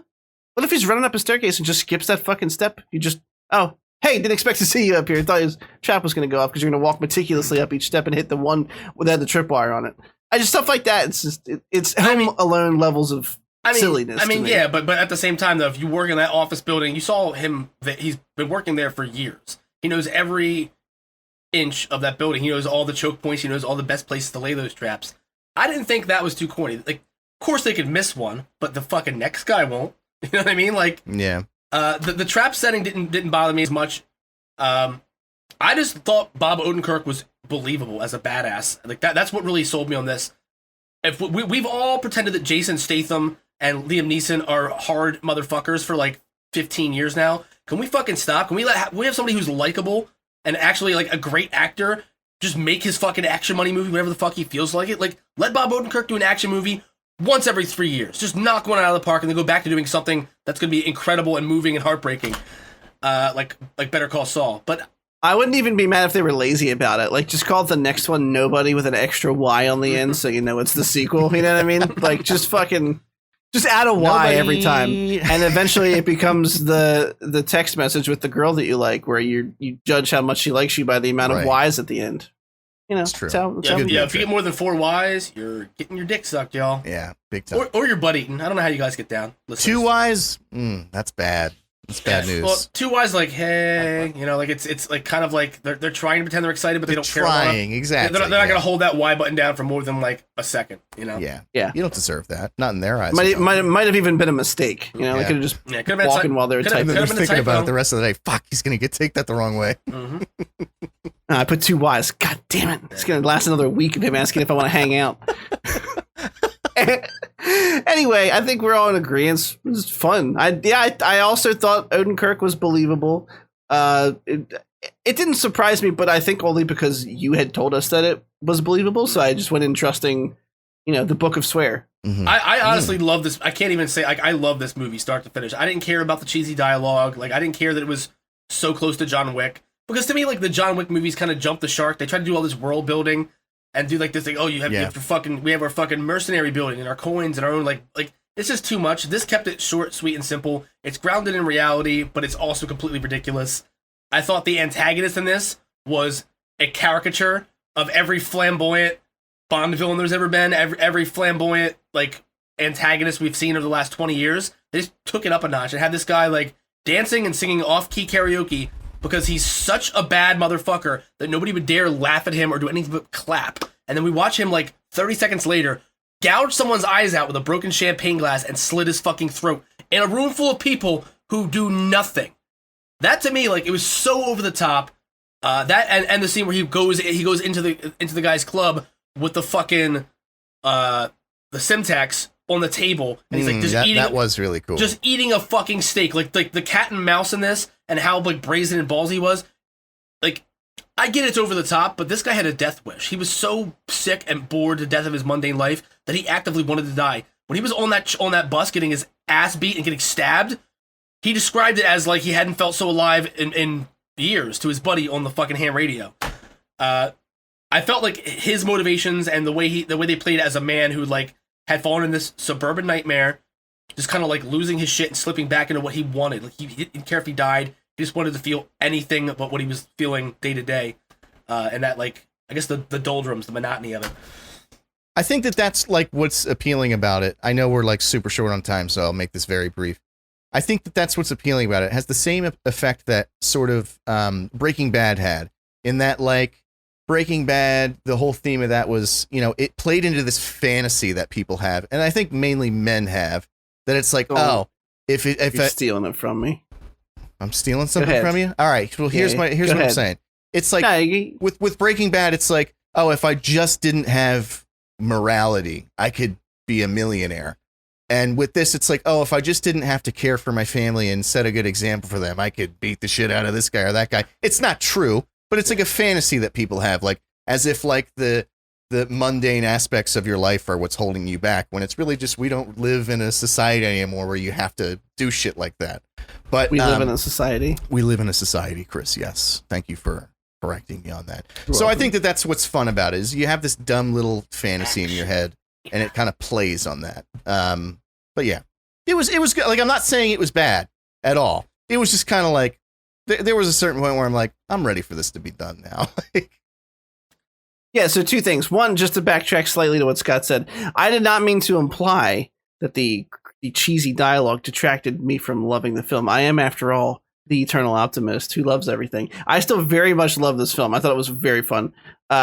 And 2, I think I said this to either one or both of you after I had watched it. It's just a midlife crisis wet dream for suburban dads. Like, they're like literally the entire opening montage is like, it's like an infomercial that plays at 3 a.m. on Comedy Central, but tailored to them, about like killing and murdering everything they hate in life. It's like, are you tired of being yelled at for not taking out the trash? Are you tired of not having sex with your wife? Just go on a murder rampage and be a badass again and reclaim your fucking testosterone levels. Like it. Yeah. It was very fun though. I gotta say though, I went into it expecting it to be all about a kitty cat bracelet. Like I went in with like expecting it to be like dumb fun nonsense.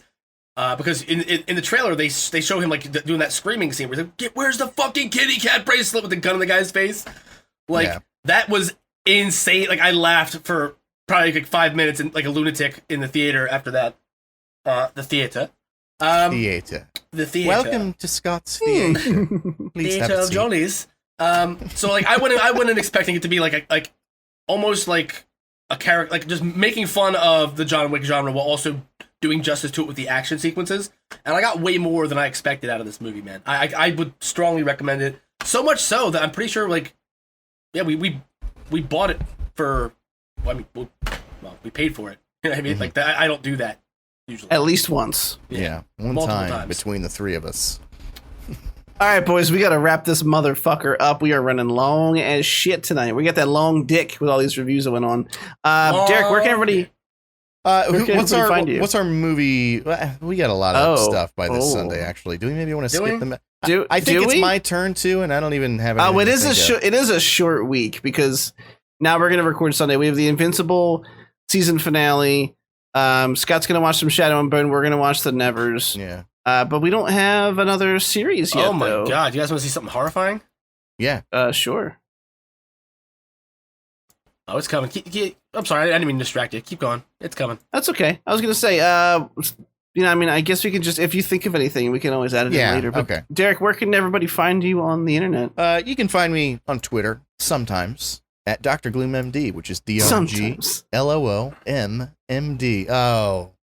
I hate that. Yeah, hate it. That's 100%. That's 100% Vin Diesel, the quality control inspector at the blowjob factory. Yeah, that's him. That is him. And he's trying to do the tough guy act, but you're like, I know it's a toupee. Get the fuck off my porch. I know it's a toupee.